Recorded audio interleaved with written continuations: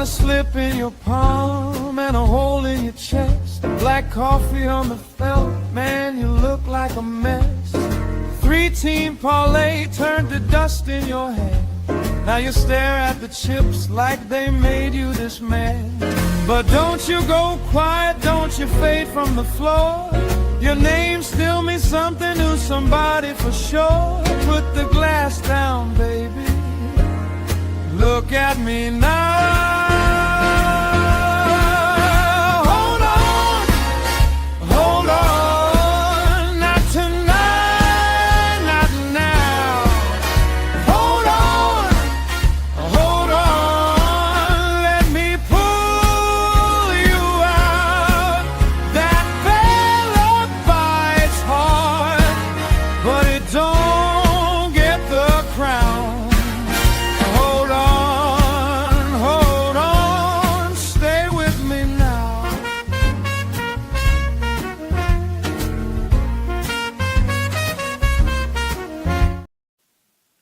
What's up, everybody? It's Toad back with you with Toadstool Sports for Sunday, July 5th. Hopefully everybody had a good July 4th, better than I was on the show yesterday. We were 1-3 on the show, not 1-4, 1-3. This run is still, 61%, which is still way higher than you should even expect to be. So, but I told you there was going to be some massive regression. Like I was running at 67% for a large run, and that just can't continue. The Texas play was a no play because Kumar Rocker did not start in the game, so they lost, but it was a no play because they went with Cal Quantrill last minute instead. So as you know, probably when I don't specify, I am saying specify both starting pitchers must start. So that was a no play. Cincinnati was a loss. And Cincinnati, Hunter Green was bad at the beginning of the game. Cincinnati came back and took the lead, still like easily within the first 5 innings. And then he threw the lead back again. He was not good, dude. I don't know what else to tell you. I thought he was ready to go. That was not the case. It looked like, after that first inning, it looked like he was starting to settle down, and then they took the lead. It's like, okay, they're going to get this done. Nope. They did not. The only correct play was the first 5 under in White Sox Indians, which I believe that full game still went under as well. Burke was really good. A lot of strikeouts there. I think Messick was also good on the other side. We lost Tampa Bay, Houston under. I don't know what to tell you with that, man. Both starting pitchers were worse than I thought. Hunter Brown was awful. I don't know what happened in that game yesterday. It's just, I don't know how you could predict that, dude. I mean, those are two really good starters. You're going to tell me that Hunter Brown is going to have one of his worst starts of the last few years in that game? I wouldn't have thought so, obviously. And then France didn't get it done. I mean, we needed the team total. They won, but we needed the team total over. They did not really get going on offense until the second half. I mean, they should have won that game more easily than they did. Like, they did have a pretty big statistical edge in the game, but they didn't have enough scoring chances to really do what we needed them to do there. I guess they still could have. They had I think they had 6 or 7 shots on goal, which I thought they would have more than that. Like, I thought there was going to be an offensive barrage in that game, and they scored their only goal fairly late in the game, but their offense really just didn't turn on until the second half. Like, the first half, there was just nothing going on. So, yeah, I thought they were going to come out faster in the first half, so I don't know what else to tell you. Move on to today. I'm trying to be a little bit selective here. I have 3 plays today, 2 baseball, 1 World Cup. I don't know how it's going to work out, but we'll see. Hopefully we can get at least 2-1 here and get a winning day out of this. Baseball, we have a play. I have a play in the first game here, Mets Atlanta. All the games are on Peacock today, so I don't know what the deal is here. It's an NBC Sunday special, I guess, and there are 2 night games this time because the night game is a Peacock event now, and of course the Red Sox have to be involved in a second straight Sunday night game, so that's really great. Although at least they did win on Monday in a horrible spot this week, so whatever. But all these games are on NBC, NBC Sports, and Peacock, so they're all watchable if you have Peacock. Best bet, first game. And you probably know what this is going to be. I was going back and forth as to whether I wanted to go full game or first five on this. I'm going to just go first five and isolate where I think the biggest edge is here. We're going to play the Mets on the money line in the first five. And I know nobody's going to like this one, but you know what I do. I do really contrarian stuff, and I like the starting pitching matchup here. I also like the spot because Atlanta's already won 2 games in the series. They won yesterday in a blowout, 14-3. Now, this is not the end of the series. These teams are actually playing again tomorrow, so it's a wraparound series to Monday. But you got to think the Mets are going to show up motivated after losing both games in the series to one of their divisional rivals here, plus getting absolutely destroyed yesterday. I think there's actually some value on the Mets. Nobody's going to want to play the Mets. I think really people are going to look at this number and think, like, how could the Mets possibly be like this small of an underdog here, basically, where you're not even getting plus money on the Mets here? Well, obviously part of it is the starting pitching, but the odds makers are also telling you there is not as much of a gap between these two teams as you might think based on their records. And of course, Atlanta, before this series, they still weren't playing well. So, I mean, I know the Mets weren't either, but we're going to go with this. I think the odds makers are telling you something. I mean, it looks way too easy to play the Braves here. Braves are public, 74% of the tickets on them, 81% of the cash on the Mets. So it looks like a huge pros versus Joes game here. This is going to be an early one. This is at 12:30 p.m. Eastern. I'm going to exclude the bullpens. I think the Mets are at a disadvantage in the bullpen. Atlanta has the best bullpen in baseball, and they only used one guy yesterday. So I will avoid the bullpens, even though I do think the Mets bullpen is good as well. It was a blowout yesterday, so the Mets didn't use their better relievers, although I don't know if I really want to trust this bullpen against Atlanta's. Mets only used 2 guys yesterday, though. But Atlanta's the number 1 bullpen, like I said, and it's not even really that close. The Mets are number 3, although I don't think they're quite that good. Atlanta's offense has not been as good at home and not as good recently, although they did explode yesterday. But their offense has been bad recently. They're at 15th overall, and the Mets are 29th right now. So the Mets got out of that bottom spot again. But this is all about backing Nolan McLain.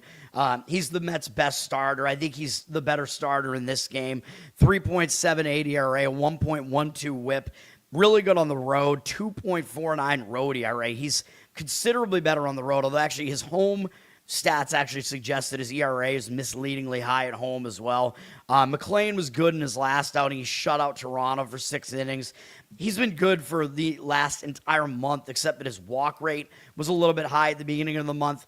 And yes, that did include a start against Atlanta, where he only lasted 4 innings. He wasn't very efficient. He gave up 4 walks. But the Mets actually won that game, although they had to do it kind of later in the game. He didn't get a win in the game, at least, because he didn't go 5 innings. But he held him to 2 runs on 3 hits. So, you know, as long as he gets this walk number down a bit, he should be good here. His strikeout rate has gone back up after that game as well. So he's been striking guys out again recently. Walk rate has gone down. He's a good pitcher, man. He's got a low hit rate. His walk rate is pretty low as well. Strikeout rate is high. Everything that you like to see him. And, of course, I know it'll be the Braves seeing him again. So a lot of times these pitchers that are young, like McLain, they'll be better in their first appearance against an offense because that offense hasn't seen them before. The Braves, I think, have seen him twice already now, though, because I believe he pitched last year too, right? Yeah, I believe the Braves have seen him more than once.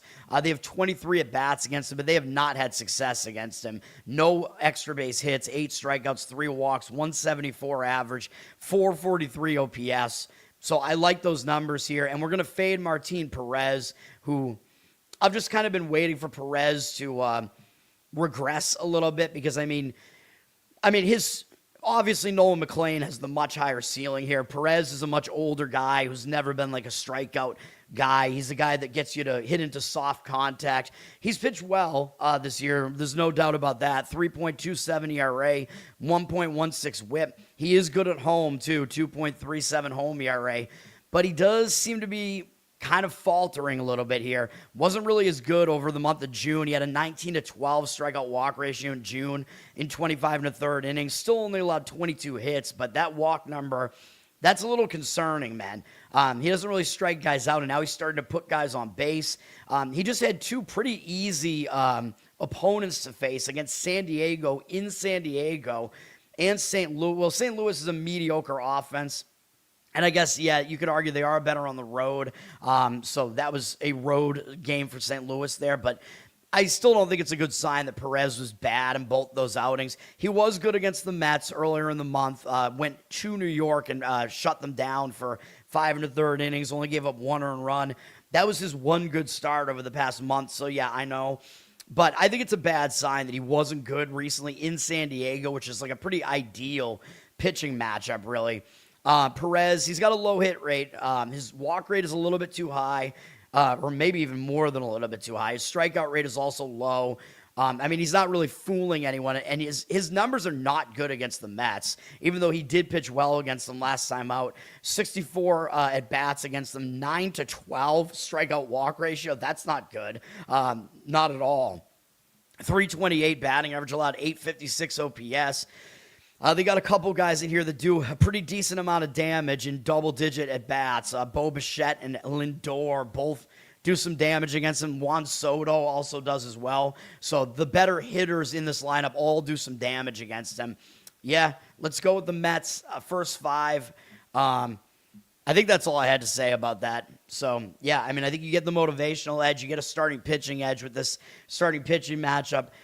I considered full game because I think the motivation might continue, and I think maybe if the starting pitching works out the way we think it will, Atlanta's bullpen will have to come into the game first, but I'll still just focus on the starting pitching where I think we have the biggest edge. So that's play number 1. Dirty Sock, what's up? Thanks for hanging out. Yes, Toph, I'm an oaf, whatever. Braves money line, God.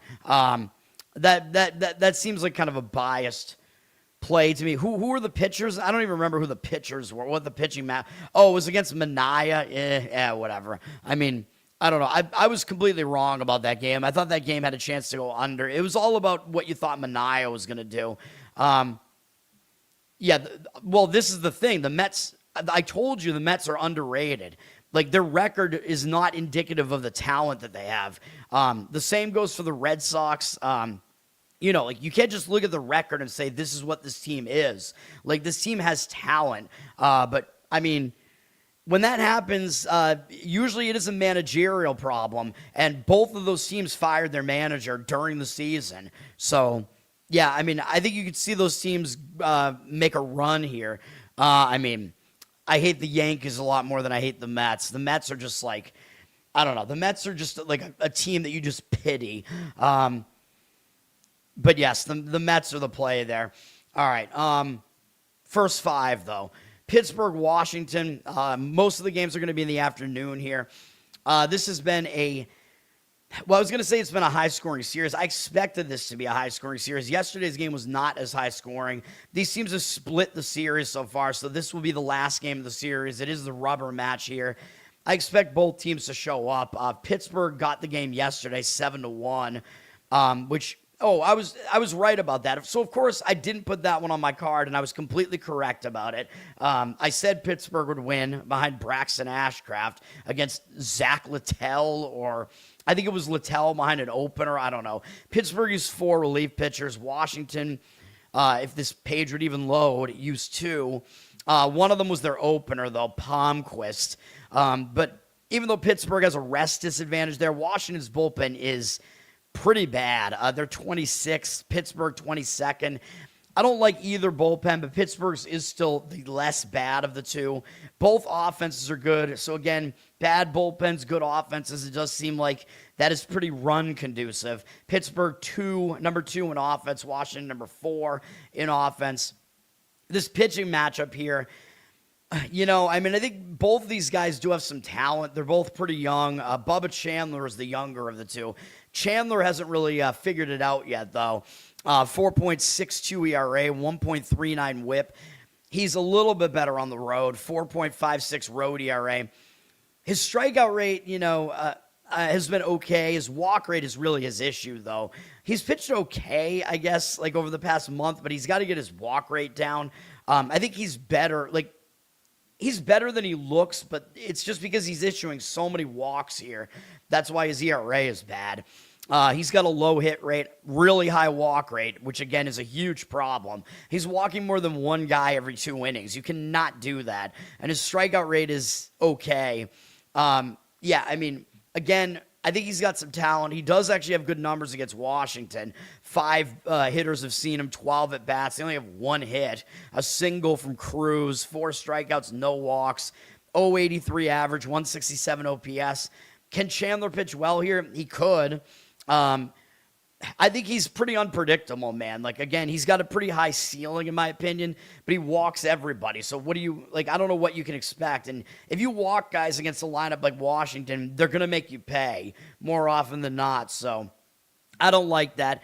Then we have persona non grata in Boston pitching for the Nationals here, Cade Cavalli, who we're all pissed at him up here because I still don't think he should have done that. Like, sit down boy against a guy that's 10 years your elder in the major leagues. Like, a young guy like Cavalli, again, he hasn't earned his stripes in the league yet. I know he's 27, but he hasn't been in the league that long, hasn't done anything yet. And you're going to bark like that when you strike out a guy who's in his 30s and he's been in the majors for over a decade and he's, proven himself in the majors. You're not supposed to do that. So Contreras was correct to take exception with that. Contreras' suspension that he's currently appealing is obviously he's going to get that suspension cut down because 7 games is ridiculous. Cavalli also got 7, but he's a starting pitcher, so that just means he's going to miss 1 start, but he's appealing too, so he's pitching today. Now, as far as this game, yeah, Cavalli is actually, I think he's a decent pitcher. 3.69 ERA, 1.33 whip is still not that good, but he's getting better. He's been a little bit better at home, 3.64 home ERA. Really good in his last 2 starts. 1 at home against Philly, and then he struck out 13 against the Red Sox in 7 innings. Threw 100 pitches, though. He allowed only 1 hit and no earned runs in that one in a win against the Red Sox. He dominated them. Now, it was his first time throwing 100 pitches all season, and possibly in his, I don't know if it was in his entire career. It actually might have been. So that worries me, man, that this could be a letdown spot for him because that was like his best performance of his career. You know what I mean? He had a huge amount of strikeouts, had a 1-hit performance. He got into an altercation with a team that has a lot of weight behind their name, the Red Sox, and he threw 100 pitches, I think, for the first time in his career, and now he's coming off of that. That would worry me a little bit, even though he is pitching well right now. So, yes, he is in good form. Do I really want to fade him right now? No, not really. I mean, he threw almost 100 pitches in a couple other games, so I don't know how big of a deal that really is. His hit rate is still a little bit too high. His walk rate is actually pretty low, so he's actually too hittable is really his problem. His strikeout rate is high. He's definitely got strikeout stuff. He has not been good against Pittsburgh in a small sample size, 12 at-bats, but most of their hitters have faced him. 417 average, 1,117 OPS, 2-3 strikeout walk ratio, so he doesn't match up well against Pittsburgh here. Chandler actually has the better matchup numbers. I mean, I'm leaving this game alone. I think there are just too many conflicting factors here. The money is coming in on Washington, 71% of tickets, 87% of the cash on them at minus 134. Based on the pitching matchup, I don't know. I might slightly want to buck that and lean and buck the Bucks, the Pirates, and lean slightly towards Pittsburgh, I think, but it's a difficult call. I mean, Cavalli is the pitcher that's at least in the better form. Money is also playing the over at 9.5. I don't know what to do about that. I mean, I could see the argument for it, obviously. I mean, this entire series is kind of an over argument, like I said, with good hitting and bad bullpens. But I don't think I'd want to really do it in that starting pitching matchup. Money, by the way, is backing the under quite a bit in the Mets-Braves game with a total at 9, which just seems, I don't know, that total seems too high to me in that game. A Nolan McLain game with a total at 9 with 2 pretty good bullpens and one starting pitcher that I think is a bit more questionable than the other. Obviously, I gave out the Mets as a play, and that's my focus in that game. That total just, I don't know what's going on with that total. But the odds makers, they know what they're doing, man. Although the last time I said that, I I forget which game it was. It was like 2 days ago. I think there was a total of 9, and I was just like, what the hell is that? And I was right. That game went under. It landed 8, whichever game that was. I can't remember what it was, though. This kind of reminds me of that, though. Like, I'm looking at this, and I'm like, what's going on with that? But the odds makers know what they're doing, man. They're not just going to throw up a high total like that, if they really think it's going to be a low-scoring game. But I don't know. That game, that feels like that total is too high to me, though. But that would also worry me if I was going to play the under. Oh, yeah, Chris Sale. Dude, you cannot play a money line on a game like that with Chris Sale. You're paying way too much money for it. Have you learned nothing from my show? I don't care if they won or not. Like, you're paying way too much of a price for Chris Sale. If you're going to play that game, do like a run line or something. Kyle, what's up, man? All right. Baltimore at Cincinnati. This game, I mean, this is not a good pitching matchup, I'll tell you that. Cincinnati's trying to avoid getting swept here at home. And, I talk about when a team is at home trying to avoid getting swept, a lot of times they will show motivation. They'll show up. Is Baltimore going to have a look ahead here? I don't know. Who are they playing next? I forget. This is why I have Tuesday scheduled up. They're playing the Cubs, so that might be a look ahead. I mean, they might have more attention, on the Cubs at this point than on the Reds, because Baltimore's already won the series. The Reds are kind of crappy. Reds don't have a good bullpen. The Reds only used 2 guys out of it yesterday. Baltimore used 4.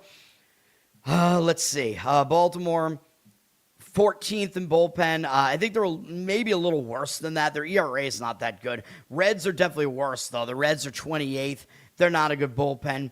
Baltimore is also the better offensive team. They're number 17. The Reds are number 22. Baltimore's going with Kyle Bradish. I think Bradish probably has the higher ceiling out of these 2 starting pitchers, but his whip indicates that his ERA is not where it should be. His ERA 3.77. His whip is 1.45, which is definitely too high. That indicates his ERA should be higher than it is. He's not as good on the road, 4.15 road ERA, so some things not looking good for him here. He did have a couple of really good starts recently against Seattle and Anaheim, both on the road. But Anaheim's really just not playing well right now. And they're not a good team, and they don't hit as well at home. And, of course, Seattle's a pitcher-friendly park. Then Bradish did struggle way more in his last start against Washington and walked 5 guys in 4 innings. But he only allowed 1 hit and 3 earned runs. But still, you can't walk that many guys, man. And his walk number has been too high recently. And all of his starts that weren't those 2 good ones over the month of June, he failed to make it 5 innings in all of them. His hit rate is fine on the season. His walk rate is definitely too high. Strikeout rate is actually fairly high. So his issue is the walks. Again, a lot of guys have that issue. Reds don't have much experience against him. Only 3 hitters have faced him. They do have 24 at-bats, though, and they have hit him well. 333 average, 860 OPS, 7-1 strikeout-walk ratio. I don't think it looks particularly good for Bradish, even though he is a little bit unfamiliar to them. He's been around for a while. This is not an ideal place to pitch either. It's more of a hitter-friendly ballpark. I don't think I would want to trust Nick Lodolo on the side of the Reds either, though. 5.05 ERA, 1.47 whip. He's really bad at home this year. 6.3 home ERA. That's not good. He didn't give up any runs in his last 2 starts against Milwaukee, but he walked 4 guys and allowed 1 hit. Both guys in their last start gave up 4 walks and 1 hit. But Lodolo shut out Milwaukee over those 5 innings. Also shut out Milwaukee in the previous start over 4 innings. But I'm pretty sure that he has good matchup numbers against Milwaukee. So I don't know what it is, but he just matches up well against Milwaukee, I think. So I do not think he's going to fare as well in this game. He wasn't pitching well prior to those games. His walk rate has been pretty much too high. His hit rate is too high as well. His strikeout rate is not particularly high. Nothing to really like about him here.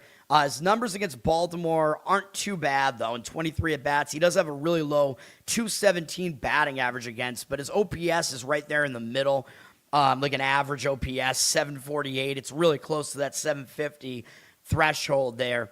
8-5 strikeout walk ratio. That's not very good.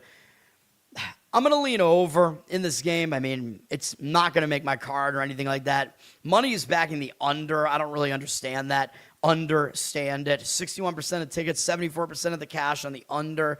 Total's 9.5. I mean, obviously, it's high for a reason. I mean, you do not have very elite starting pitchers here, to say the least, and you don't have good bullpens here either. I would prefer the over anything else in that game. 9.5 also kind of signals to you the odds makers think it'll be a higher scoring game. 59% of the tickets are on Baltimore, 70% of the cash on the Reds.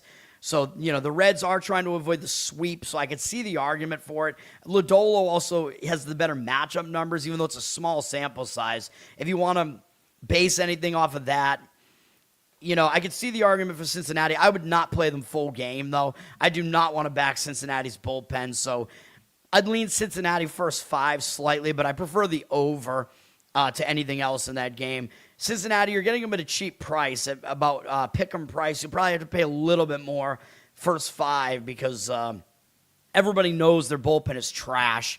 Minnesota and the Yankees. This is a split series at this point. The Yankees have not been playing good baseball recently, and they got shelled by Minnesota yesterday. I don't know what the Yankees were doing. I forget who that was. They brought in some like spot starter who I told you wasn't really that particularly good of a prospect or anything. I don't know what they were doing yesterday in that game, but it was not good for the Yankees. That was, Brendan Beck. And Zebby Matthews wasn't particularly good on the other side either. So that game soared over the total, but Minnesota did most of that damage and won 11-4. And this does not look like a terrific pitching matchup for the Yankees here either.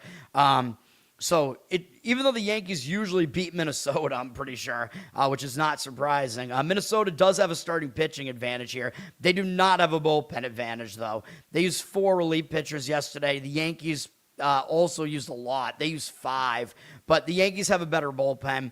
Yankees have the second best bullpen ERA right now, and they're ranked 4th in bullpen. They're good. The Mets bullpen is not, the Twins bullpen is not good at all. Number 29, and there are arguments still that they're worse than the Royals. Yankees are 6th offensively. Minnesota 7th, tied with Tampa Bay because they did explode yesterday, but Yankees are the better offense. These are both pretty capable offenses. However, as I alluded to, Minnesota does have a starting pitching edge here because they have Joe Ryan going, although he's on my shit list right now because he fucked us in his last start. He blew up in the 4th inning and cost us that first 5 play on Minnesota that last time he was out there. He's good, though. 3.61 ERA, 1.08 whip. He's a little bit worse on the road, 4.09 road ERA. Again, he wasn't good last time out against Houston. He was pitching well into the 4th inning, and then he just imploded in the 4th inning, and that cost us that game. I'm pretty pissed about that. He had a 3-0 lead behind him in that game. Come on, man. Other than that, he's pitched well. I know it looks like he allowed some runs there against the Dodgers, but he had a lot of strikeouts there. As I mentioned in that handicap for the Houston game, Ryan was pitching well, man. He had a lot of strikeouts. He's still, over that month of June, he was a little bit too hittable, but he had a really good strikeout rate, really low walk rate. So he was better in that month than his ERA would suggest. But we know he's a good pitcher, man. I mean, he's been around for a while. He's got a low hit rate, low walk rate, high strikeout rate. All those numbers are good. He is also good against the Yankees. It's 65 at bats, 231 average allowed, 665 OPS, 21-3 strikeout walk ratio. That is very good. So, yeah, Ryan does pitch well against the Yankees typically, or at least against the current lineup they have, which does not include Aaron Judge still. Yankees are going with Ryan Weathers, who is obviously not as good as Joe Ryan. The battle of the two Ryans. Weathers, he's not terrible, though. 4.08 ERA, 1.21 whip. He is better at home, 3.74 home ERA. So he is in the better of his splits here. He really struggled in his last start against Detroit. Maybe you can give him a little bit of a pass, though, because obviously the fielding was terrible behind him. 3 of the 5 runs he gave up were unearned. He was out of the game really quickly in that one, and he had just faced Detroit the start prior to that, so Detroit had recent familiarity with him, so it wasn't really as easy a task in that second game for him. But he wasn't pitching well at the beginning of June either, though, so he was getting a little bit worse. His hit rate is still pretty low on the season, though. His walk rate's still pretty low. His strikeout rate is still pretty high, so his across-the-board numbers are still pretty good over the course of the season. Twins haven't really seen much of him. They only have 4 hitters who have faced him, but they do have some success. 300 batting average, although the OPS is not very high. It's 700. 3-0 strikeout walk ratio, and the rest of the Twins haven't seen him before. So he might have a little bit of an unfamiliarity edge here. So I don't really think he's going to pitch poorly here. You could definitely make the argument for a first 5 play on Minnesota because it is Joe Ryan, and the money is agreeing with that. 66% of tickets on the Yankees, 56% of the cash on Minnesota for the full game. Yankees are minus 130 something for the full game. Minnesota's going to be less of a good price in the first 5, obviously, but you'll probably still get them as an underdog in the first 5. I would agree with Minnesota in the first 5 in this one. I think Joe Ryan can outpitch Ryan Weathers here. But, I think the under makes some sense here too, and the money seems like it does agree with that. Although I would only make that a first 5 play too, because you can't back Minnesota's bullpen, man. You can't do it. And the Yankees bullpen's a little bit used after yesterday. 67% of tickets on the over, 66% of the cash on the over, total 8.5. So the money is indicating towards the under there. Again, I could see the argument for it, but I would do it first 5. So I like Minnesota first 5, probably the best actually in that game. But I think under in the first 5 also makes sense in that game. All right, White Sox, Cleveland. I'm not going to give you an under in this one. Cleveland won the first 2 games of the series and then lost yesterday.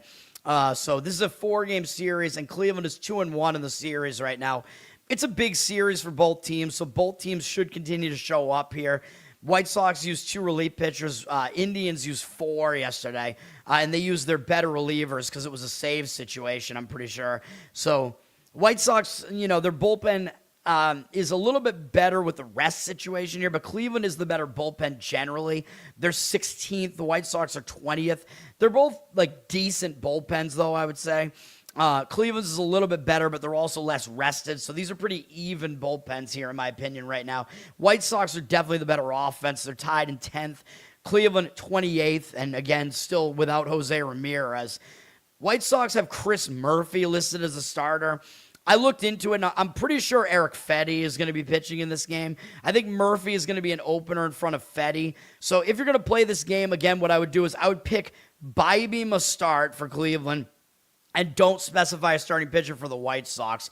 And I believe we had the same pitching matchup, I'm pretty sure, the last time Bybee was on the mound, if I remember correctly. I think I gave Cleveland out as a play, if I'm not mistaken. I think they did win that game. And I think it was the same setup. I think I said pick Bybee must start.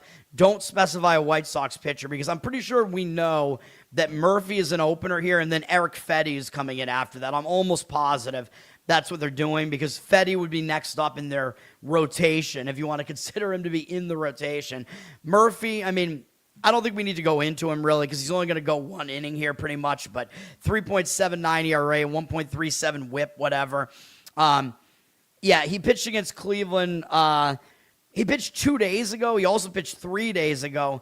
And I think the game I was thinking of, it was 2 starts ago for whatever this was when it came up. I think it was a play in, this previous series. It was in late June.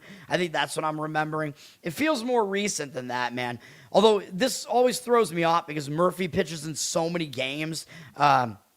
So whatever. But yeah, his numbers are good against Cleveland, though. So I think it is fairly likely Murphy is going to have a clean first inning. But then you're going to be, I'm assuming, looking at Eric Fedde after that, and he is not good. So I think Cleveland is pretty fadeable here. Or excuse me, the White Sox are pretty fadeable here. Fedde, almost positive he's coming into pitch in this game. 4.41 ERA, 1.43 whip, not good. Not good on the road, 5.79 road ERA. He last pitched, this is the game I was thinking of. I'm pretty sure I gave out a winner on Cleveland on June 24th. That was a similar setup. I'm pretty sure Murphy opened the game, and then Fedde pitched 4 innings after that. He wasn't good. He only allowed 1 earned run, but he wasn't very good. He walked 3 guys, gave up 5 hits. He got lucky to only allow 1 earned run there. 2 strikeouts, whatever. We I think if I did give out that play, we barely won it. I mean, obviously, we barely won it. Cleveland won in extra innings. But I think that was a win for us on the show. Fetty does not have good numbers against Cleveland. 299 average allowed, 865 OPS, and 87 at bats. Bad strikeout walk ratio, too, 10-10. So I do not like how the White Sox pitching looks in this game. I would rather back Tanner Bybee here, who is the better pitcher here. I know his record looks like ass, but again, that's because he gets no run support this season. He got a ton last year, and this year he's getting none. 3.69 ERA, 1.11 whip. That's pretty good. He's good at home, 3.45 home ERA. He's in pretty good form over the past month or so. Had a really low hit rate in June. His strikeout rate wasn't particularly high, but he also wasn't putting guys on base. Had a 1.89 ERA in that month. Shut out the White Sox, by the way. In that, I think that was the game I gave out that play on. 6 shutout innings, and we still had to win the game in extra innings. Come on, man. I mean, my play was clearly correct in that game. Bybee, 6 shutout innings. He was way better than Fetty in that one. That was that same game. Bybee, overall low hit rate, pretty low walk rate too. Strikeout rate not really high though. But against the White Sox, he does do really well. 57 at bats, 158 average, allowed 401 OPS. That's really good. 13-5 strikeout walk ratio is not very good. All the rest of his numbers against the White Sox are good though. I could only back Cleveland in this game. I mean, I know maybe their bullpen edge is a little bit erased there. The money is not playing Cleveland here. The money's backing the White Sox. I don't get it, man. I really don't. 74% of tickets on Cleveland, 69% of the cash on them. Cleveland's the heaviest favorite they've been in this series, in this game, and I think it's because it's Eric Fetty on the other side. Minus 148 basically is the price here. Now, I'm surprised, though, because I would think the public, as I've said all series, I would think the public would look at this and think, how am I getting the White Sox as an underdog here? Like, the public loves offense, so they like the White Sox over Cleveland. I don't know, man, but apparently not in this game. I don't really get it. But, yeah, I like Cleveland in this one. I can see the argument for going first 5 because I think Cleveland has the bigger advantage in the first 5 here. They might have the slightly better bullpen, but it's also not rested. So the bullpens are a little bit of a toss-up. First 5, I think you get the biggest edge with Cleveland with Bybee against probably about 4 innings of Eric Fetty there, if he doesn't get knocked out before then. The money is also on the over here at 8.5. I don't know about the over, man.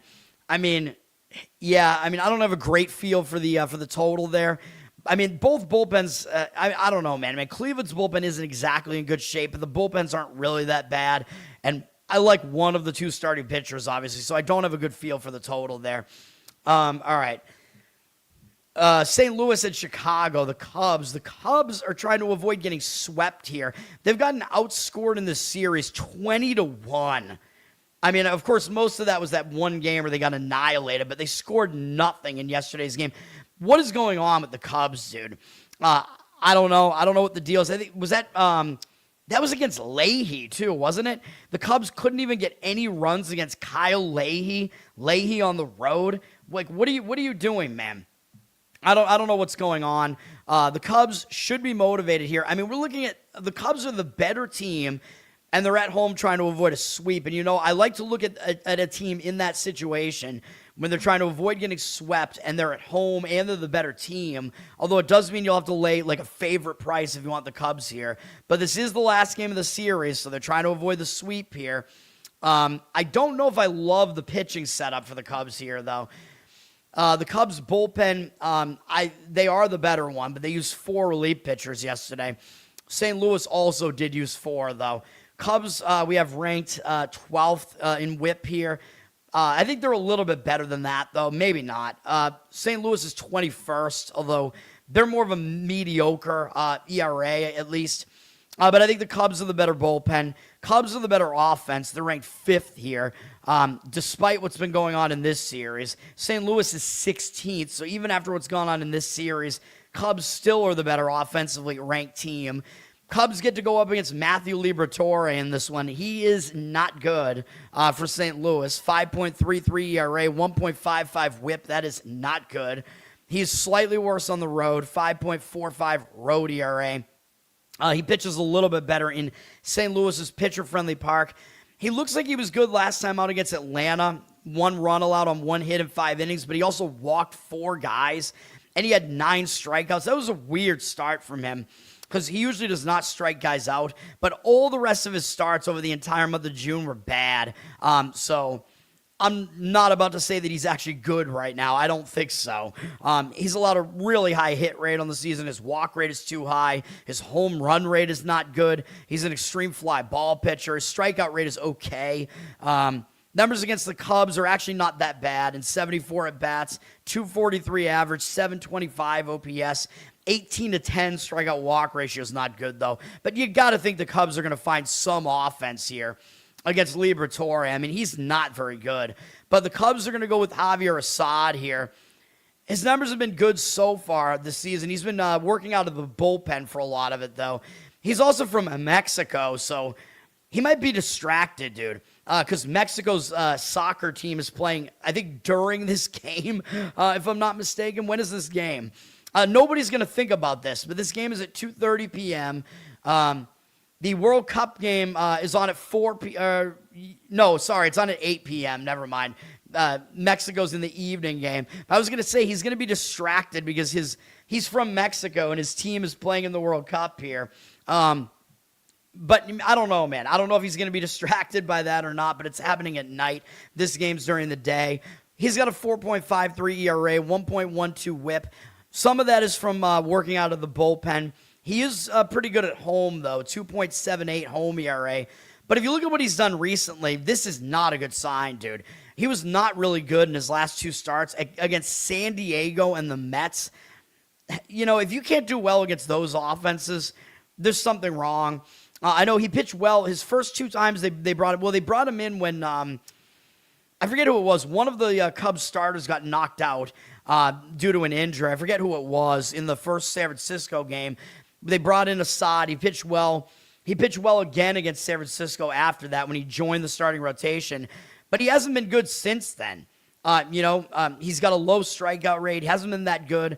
At home against the Rockies was the other game in there. Like, I just think he matches up well against the Giants, and the Giants are not a good offense. I don't trust Assad here. He's given up 2 home runs apiece in each of his last 3 starts. The Colorado one was not in Coors Field. This is not good, dude. It's not a good sign. His hit rate is pretty low. His walk rate is pretty low. I'll give him all that. He does not fool guys. He doesn't strike them out. His home run rate is definitely too high. Numbers against St. Louis are not good. 38 at-bats, 289 average, 833 OPS, 10-3 strikeout walk ratio. I think I'm going to lean over in this game. I think that's probably the better way to play this. This is a total of 8, which might mean there is a little bit of wind blowing in Wrigley because I don't think Liberatore versus Assad is going to usually have a total as low as 8, I wouldn't think. So maybe there is some wind blowing in here, but I think the over makes the most sense here. 73% of tickets, 76% of the cash on the over, so maybe a slight market lean towards the over. The big market lean is on St. Louis, though, which I don't think I could agree with that. 77% of tickets on the Cubs, 86% of the cash on St. Louis. I mean, I understand wanting to fade Assad, which is why I like the over here, but I think both pitchers are fadeable, and the Cubs, they got to somehow get a win here, man, in this series. I mean, I know it's not an ideal pitcher on the mound for them.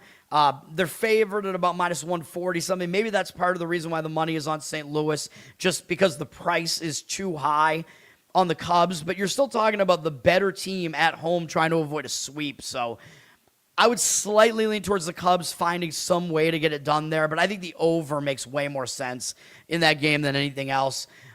Philadelphia at Kansas City. This is a weird series. So this is a wraparound series. Well, it's not really a wraparound series. Well, the wraparound series would go from Friday to Monday.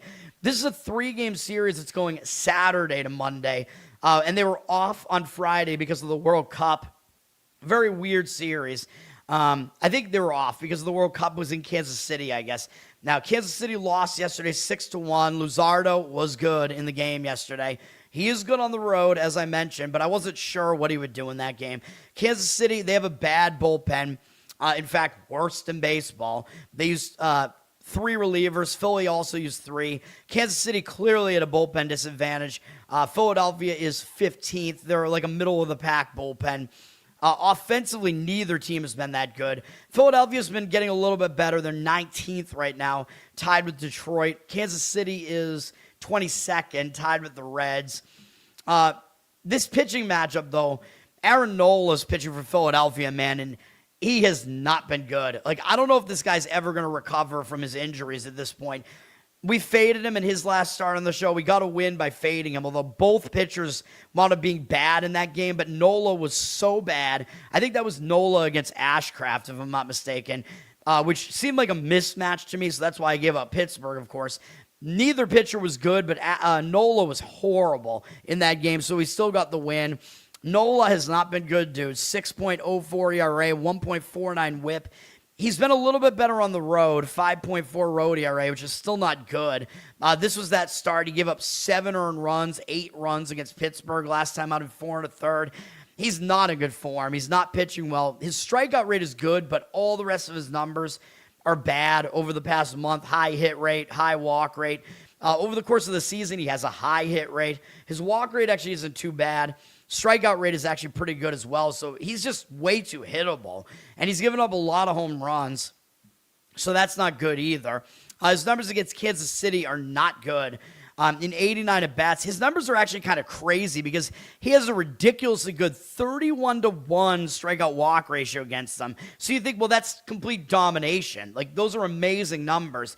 Yet Kansas City has a 292 batting average and 918 OPS off him. So that tells me that, like, he's just throwing pitches right over the plate pretty much. Like, sometimes his fastball is going by these guys, sometimes it's not. And coming off of injury, it looks like surgery or whatever, it looks like probably his fastball is limited now, so that's not a good sign. I think Kansas City could definitely put up some offense here. Kansas City's going with Luinder Avila, who's a really young pitcher. I think he's a real wild card here. He's from Venezuela, so I don't know if he's going to have something in his head about the earthquake scenario that's going on there or not. It might motivate him, though. Like, Contreras is from there for the Red Sox. Wilson Contreras, whatever the hell his name is. That scenario pumped him up, and he's been playing better. So maybe Avila will go out there and pitch well. His numbers don't look good, I know. 5.4 ERA. 1.67 whip. He's been really bad at home. 12.79 home ERA. But it's in a really small sample size, and it's clearly being skewed because he had one really bad start at home against Houston, where he gave up 8 runs in less than an inning. That outing is skewing all of his numbers, dude. So he's not quite as bad as that. However, I will admit his walk rate is just enormous. Like, he's got to figure that out. His hit rate is a little bit too high. His strikeout rate is okay, but his walk rate is a huge issue. Like, if his walk rate was anywhere near normal, he would actually be a pretty good pitcher, I think. That walk rate is just insane. So I don't want to back him here, but I definitely understand wanting to fade Nola here. But this walk rate is just ridiculous. 30 walks in 46 2/3 innings. Come on, man. Philadelphia has 3 hitters who have seen him, which kind of surprises me that anybody's faced him before because he's young and he's in the opposite league, the American League. They're a combined 0 for 2 off him with a walk and no strikeouts. What does that mean? I don't know, man. The money is back in Kansas City here. And I was thinking about it because fading Nola does make a lot of sense here. The starting pitching matchup, to me, looks like it does actually favor Kansas City. 89% of tickets on Philly, 61% of the cash on the Royals. So the money, there's a huge market disparity there. So the market read looks like it's very strong on Kansas City. It's also backing the over in this game, and I think I like the over best in this game. But I think if you play Kansas City, you should play them first 5. There's no way that you can back Kansas City's bullpen, in my opinion. You're going to get them as an underdog, either in the first 5 or full game. So Philly's about minus 140 or so on the full game. Kansas City, again, you'll get them as a dog in the first 5. So if you want to take Kansas City, first 5, money line, I agree with that, but I think the over is a little bit better here. 63% of tickets, 90% of the cash on the over. I don't trust either starter here. I think both starters could give something up here. And then Kansas City's bullpen coming in, I mean, they're probably going to give something up here. And, Kauffman Stadium is no longer a pitcher-friendly stadium now that they move the walls in. Total's at 10. I think that total is actually kind of reasonable here. I like the over there in that one. All right. Detroit and Texas. This will be a play for me. Kumar Rocker, who I was trying to play on yesterday, luckily that wound up being a no play, as I mentioned at the top of the show, because assume that I'm telling you to play both of the select both of the starting pitchers must start. Assume that unless I say otherwise. I always say that on the show because the starting pitching has a lot to do with how we handicap this, So unless I say, I don't care who's starting for this, like with the White Sox today, I'm saying not specify a White Sox starter if you want to play that game because it's going to be either Fedde starting or Fedde behind an opener, right? This is the way that you have to handicap baseball now, man. But Rocker got pushed back to today. I don't know why Texas did that, but whatever. But this is going to be a play for me today. And I am going to still back Rocker here, but I'm not going to back Texas on the side. I'm going to give out the under 7.5 this time. I like both starting pitchers here. As I said, this series just feels like an under series. You know what I mean? And I believe we did lose on the under in the first game of the series, which I'm not happy about. I don't know what happened there. Yesterday went way under, even though Cal Quantrill was on the mound for Texas. He was not good, but, the game still went way under. Jack Flaherty was shockingly good in the game yesterday. I don't know what to tell you, man. I thought Flaherty would suck yesterday, so I'm glad that we took a no play on that because I did not expect Flaherty to be really good in the game yesterday. But today is a new matchup, man. It's a new game, and I think this is an under game here. I like both bullpens well enough here, and we're getting the key number of 7.5 here. Texas used 3 relief pitchers yesterday, but they were losing the game, so they didn't use their best relievers, so their best relievers are available today. Detroit actually didn't use their better relievers either. They used Keter Montero, who's been one of their starters. They used him to finish the game. They used him as a closer, basically, yesterday. So I thought that was interesting. But yeah, Detroit, they're rested bullpen at least. They only used him and Holton, who's another long relief type of guy, and they only use him for 4 pitches. So he's obviously still available today, too. He hadn't pitched for a while. So Detroit has a pretty clean bullpen coming into this game. I'm fine with going with both bullpens here, especially when we're getting the key number there, the hook, the 7.5. As I always say, 7 is key in baseball. All the odd numbers are key because some team has to break a tie. Now, as far as the bullpens, Texas is ranked 8th. They're a good bullpen, even though they've been struggling a little bit recently, but I like their bullpen. It's good. We're in a pitcher-friendly park here, too. Texas is notorious for playing low-scoring games at home. Detroit, they're 19th in bullpen, but I think they're better than that. Their ERA is right around 4, and yeah, I don't mind that, especially given that they're pretty rested here. So I think we're okay with that. The hitting is not particularly good on either side. Rangers 18th, Detroit 19th. Detroit's not as good on the road. Like I said, Texas, they pitch better at home, and they don't hit well at home. And also, we're going to back both starting pitchers. Casey Mize is pitching for Detroit. I think he's good. He's got some strong numbers here, man. He missed some part of the season with an injury, but he's been good since he came back. 2.63 ERA, 0.97 whip. That's solid stuff. And really, I think both pitchers in this game today are actually kind of under the radar. The public doesn't back Casey Mize, dude. You know what I mean? They don't know who he is. He is a little bit worse on the road, 3.19 road ERA, but that's still not bad, obviously.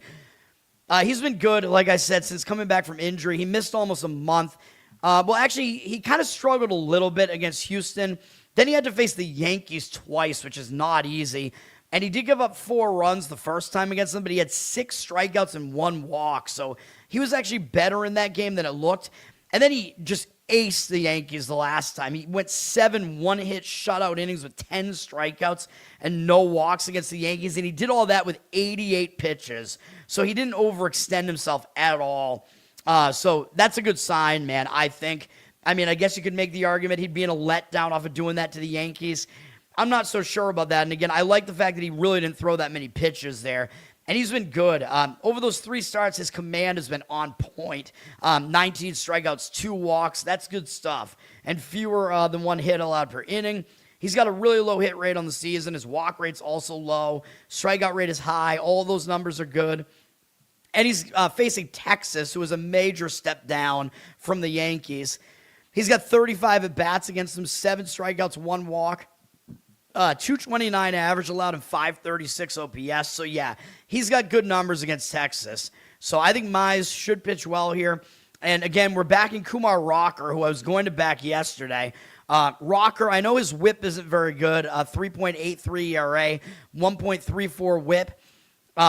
He is not quite as good at home with a 4 ERA at home. But if you dig into his numbers a little bit, he's not really worse at home. Like, his hit rate is about the same. His opponent batting average is actually lower at home. His walk rate is about the same as well. His strikeout rate is a little bit lower. Maybe that's a little concerning, but I believe last year he was better at home in a bigger sample. Yeah, last year he was much, much better at home than he was on the road, although it actually wasn't that much bigger of a sample size. But, yeah, I think Rocker is debatably better at home. He's been good in his last 2 starts, as I pointed out yesterday. 11 innings, 2 earned runs allowed on 9 hits, 14 strikeouts and 1 walk against Miami and Toronto. I know, those offenses are not great. Miami's is probably debatably better than Detroit's, though. So, that wasn't too bad. So he was struggling a little bit going into those 2 starts, but he looks like he's back in form right now. He does have a decent hit rate on the season. His walk rate is too high, I know, and his strikeout rate is a little bit low. His problem is really the walks, but I'm hoping he gets that under control. I know he did pitch in Detroit earlier this year, and he was not good. 2 innings, gave up 5 runs on 7 hits, 2 strikeouts, no walks. I understand he wasn't good in that outing, but as I pointed out yesterday, he's got good numbers against Detroit. It's 21 at-bats, which isn't not a huge sample size, but they only have 1 extra base hit, a home run from Dingler, 190 batting average, and 524 OPS. So he does do well against them. So I'm going to back the under in this game, man. I think the starting pitching lines up well enough for it. The money seems to agree, and I know, dude, yesterday we had market agreement on all of my plays yesterday. I think except for the soccer play, maybe, but it's hard for me to read the soccer market. All I have is Action Network to go on with that, so I don't know. Although it's a paid tool. But I use it to track my bets, you know what I mean? Like I think it's the best bet tracker, although they do have some issues with their desktop site, but their app is better, the mobile app. 68% of the tickets on the over, 65% of the cash on the under in this game. So we are agreeing with the market. I'd rather agree with the market than not, man. So I like that the market's in agreement with me on this. Total is 7.5, like I said, just right across the board. 7.5 pretty much straight up. I'm sure you can find a pretty good number on this. Money also is backing Detroit for whatever that's worth. It's basically a pick'em price. Detroit kind of a slight favorite. 69% of tickets, 88% of the cash on Detroit. I probably don't disagree. I think Mize is just a little bit more proven than Rocker. Mize is probably a little bit more advantageous to back here. Detroit also a rested bullpen, although I don't know if I'd want to fade Texas' bullpen, though. So maybe Detroit first 5 makes some sense, but obviously I prefer the under. So that is my play there. That's my last baseball play, unless I decide to add one totally on the fly here. Tampa Bay and Houston. This series has been a split series so far, with Houston winning yesterday to end a losing streak. These teams will move on to play different opponents coming up. Tampa Bay does play the Yankees next, so I don't know if they're going to look ahead or not. They probably won't look ahead because these teams will both still try to win this series, in my opinion. Yesterday we got screwed. I mean, both starting pitchers were just way worse than I thought they would be. I mean, that was an ace matchup yesterday, dude. I'm pissed that went so poorly, especially Hunter Brown. Houston had to use 4 relief pitchers yesterday. Tampa Bay also used 4. Now, I know I backed the bullpens in yesterday's game with that play. Both bullpens have been pitching okay recently. Tampa Bay, still not great on the season, even though they're ranked 9th. Their ERA is not that good. Houston has been getting better. Houston is at 18th which is a lot better than where they were at the beginning of the season. But I don't think I'd want to back the bullpens in this one because there's just a lack of rest there, and they're both kind of mediocre. They were more rested coming into yesterday's game. Houston is 14th in offense, so they've fallen off there a little bit. Tampa Bay is tied in 7th with the Twins. I don't think Tampa Bay is quite that good on offense, but whatever. The starting pitching matchup is interesting. Griffin Jax is pitching for Tampa Bay. At least, well, actually, they're undecided right now, so I don't know what they're doing. I think it still is probably going to be Jax, but a lot of times they put an opener in front of him. So I'm guessing that's what they're doing here. They're either going to go with Jax straight out, or they're going to put an opener in front of him, and then he's going to come in. I think that's what they're going to do. But it makes it a little bit hard to predict because I'm not sure. I'm more sure about Fedde pitching for the White Sox, coming in after an opener, I mean. Jax has a 3.45 ERA and 1.27 whip. That's not bad, especially for a 31-year-old converted reliever. He's actually pitched pretty well. 3.24 road ERA. Tampa Bay, dude, their pitching coaching is good. I don't know. They seem to get the most out of their pitchers. Jax has pitched pretty well, man. Over the last month or so, he's been good. Really low walk rate here. High strikeout rate. Hit rate was okay over the course of the month. Pretty much the same over the course of the season. Strikeout rate not too high, but decent.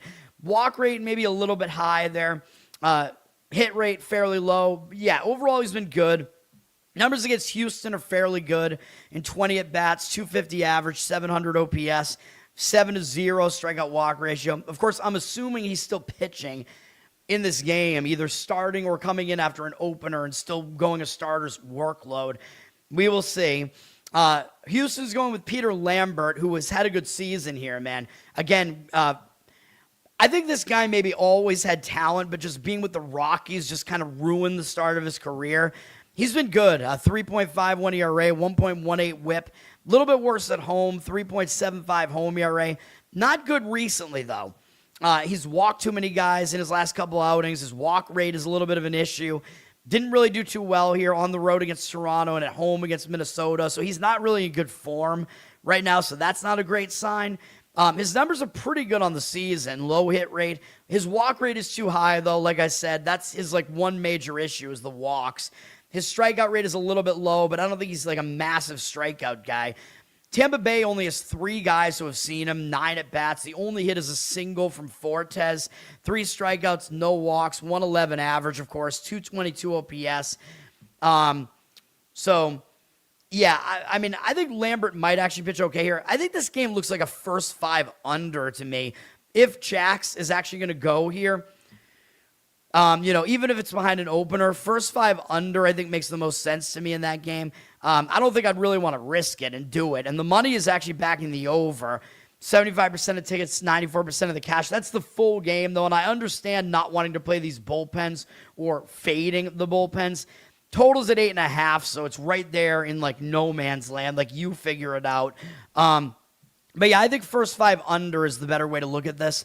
Tampa Bay is favored. A little bit public, 65% of tickets, but 71% of the cash on them, too. I don't know if I'd want to back Tampa, to be honest. Houston maybe a little bit undervalued as a home dog here. Tampa's been overperforming, man. I think Tampa's good. They're going to be a playoff team. I don't think they're actually better than the Yankees, or anything like that. So, laying a road favorite price like that when you don't even know for sure what their starting situation is going to be, maybe you do just suck it up and back Lambert. Maybe you do it in the first 5. So yeah, I think first 5 under is still the better way to look at that game, but first 5 money line on Houston might make some sense there too. San Francisco and Colorado. This game almost made the cut for me. I like the total in this game, but it is a little bit too high maybe. But I like the over, obviously. Colorado did lose yesterday 6-4. Losing a win streak. The first game of the series went way over. Colorado with a 15-3 win. Yesterday's game went under, landed at 10. It went under because it's a Coors Field game, and I think the total was 12. Colorado used 3 relief pitchers yesterday. San Francisco also did. Colorado, not a good bullpen. They're ranked 27th, and of course, it's not a good situation pitching at Coors Field, so that affects their numbers too. San Francisco's really been surprisingly bad out of the bullpen this year. They're 25th. They have not been a very good bullpen. So these are both fadeable bullpens. San Francisco's 13th in offense. However, I don't think they're that good, as I keep pointing out.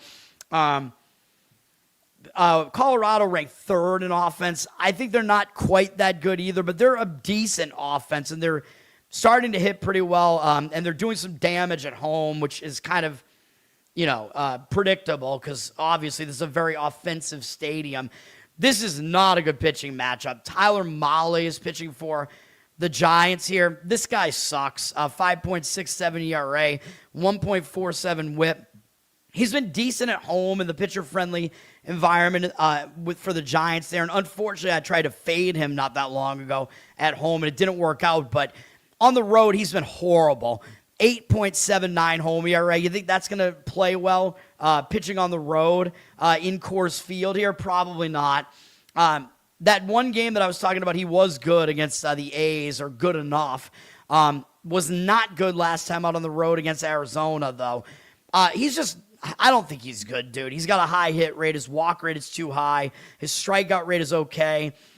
I'm not liking what I'm seeing here. And he also gives up a lot of fly balls and a lot of home runs, so that's not good. Well, his fly ball rate actually isn't that high, but his home run rate is too high, so that's not a good sign either. Pitching in Coors Field, and the Rockies, they don't have great numbers against him. What do they have? They have 7 hitters who have faced him, only 17 at bats. They only have 1 extra base hit, a double from Goodman, 6 strikeouts, no walks. They do have a 294 average against him, so they do hit him for contact, but they don't hit him for power. 647 OPS. Still, I don't think he's going to pitch well still. I mean, he's got bad road numbers. Looks like he is pretty fly ball heavy, or home run heavy, I mean. Tanner Gordon is pitching on the other side. Not good for the Rockies. 6.69 ERA, 1.59 WHIP. That's not good. He's been really bad at home. 9.7 home ERA. Of course, Coors Field, I mean, we know the deal. It's not good to pitch there. So we have home road splits are both extreme for both pitchers, and they're both opposed to these pitchers here. So they're both in the really bad end of their home road splits. Gordon, I mean, he's just not pitching well. I mean, what do you expect? He's got a really high hit rate. His strikeout rate is actually good. His walk rate is actually pretty good. But he is an extreme fly ball pitcher. He allows a lot of fly balls. He's allowed a decent amount of home runs here, and he gets hit pretty hard. So I don't like that. And his numbers against San Francisco are not good. 22 at bats is not a giant sample size. Or is it? 318 batting average allowed, 830 OPS, 3-2 strikeout walk ratio. Yeah, none of that is good. So I would play the over in this game if I was going to do anything with it. This one is probably the next one in line for me. I consider putting this on my card pretty strongly. It's just a little high for me, man. I know it's high for a reason, obviously, but it's 13. I mean, I don't know. I mean, as I always say though, you do want to you want to go over the highest totals, right? Because the public's going to look at that and think that's so high. Like, how could I possibly play an over? 68% of tickets are on the under, 94% of the cash on the over, though. So the market is indicating on the over. That is the way I would play that game. I mean, again, you might be able to find a 12.5, and 13 is a key number. We don't talk about that much, but every odd number is key in baseball because it breaks the tie. Although the higher you get, the less important it is. But 12.5 juice to the over, if you can find that, that makes a bit more sense. That's what I would do in this game. I would try to go over the 12.5 juice to the over and get off that key number of 13. San Francisco's a slight favorite, 66% of tickets, 71% of the cash on San Francisco. I don't have a good feel for the side, though. I think the total is where it's at in that game. And again, it feels high. I usually just avoid totals when they're that high, but the over makes the most sense. And again, when it's that high for a reason. As I always say, usually the odds makers are telling you something by where they put that number. The odds makers, they always signal something to you with their number, you know what I mean? So if it's really low, usually there's a reason for it. If it's really high, Usually there's a reason for it. So you actually want to go under the lowest totals and over the highest totals, generally. All right. I'm going to be right back. I'll talk about the rest of these games. There are 2 WNBA games and 2 World Cup games. I'm going to give out a World Cup play, and it's really just a matter of kind of like fading public opinion, I think, with what I'm going to give out. And maybe it's not what you think it is. I don't know. But I'll be back in a second.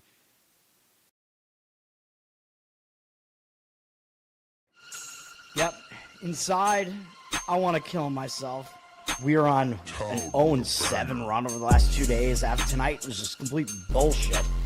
So that's how I'm going to start off this show. Horrible Sunday, 1-5. I don't even know what to tell you about that. I just don't want to do this anymore. I have never seen anything like this, man. With the slump continuing, 2 straight losses, not a good day at all. 0-4. I just have not had a good season, man. What can this slump that I'm on? The slump continues. I've reached a new peak, actually. I'm going to burn my Bruins hat, man. I don't know what is going on with the Bruins. March 8th, is that what it is? I don't even know. It's March 9th, I think. Who even knows, man? I don't know what day it is anymore. I don't even know what day it is anymore, man. Back with you after the worst day that I could possibly have. Back with you, as I always am. Until I die, at least. 0-2 yesterday, and yesterday did not go well for me. 0-5. The worst month that I've ever had in my 18 years doing this. I don't know what to even tell you about this anymore. Broke the slump yesterday as the slump discontinues. The slump continues. Somebody fucking kill me, please. I don't even know what I should do at this point other than potentially end it all.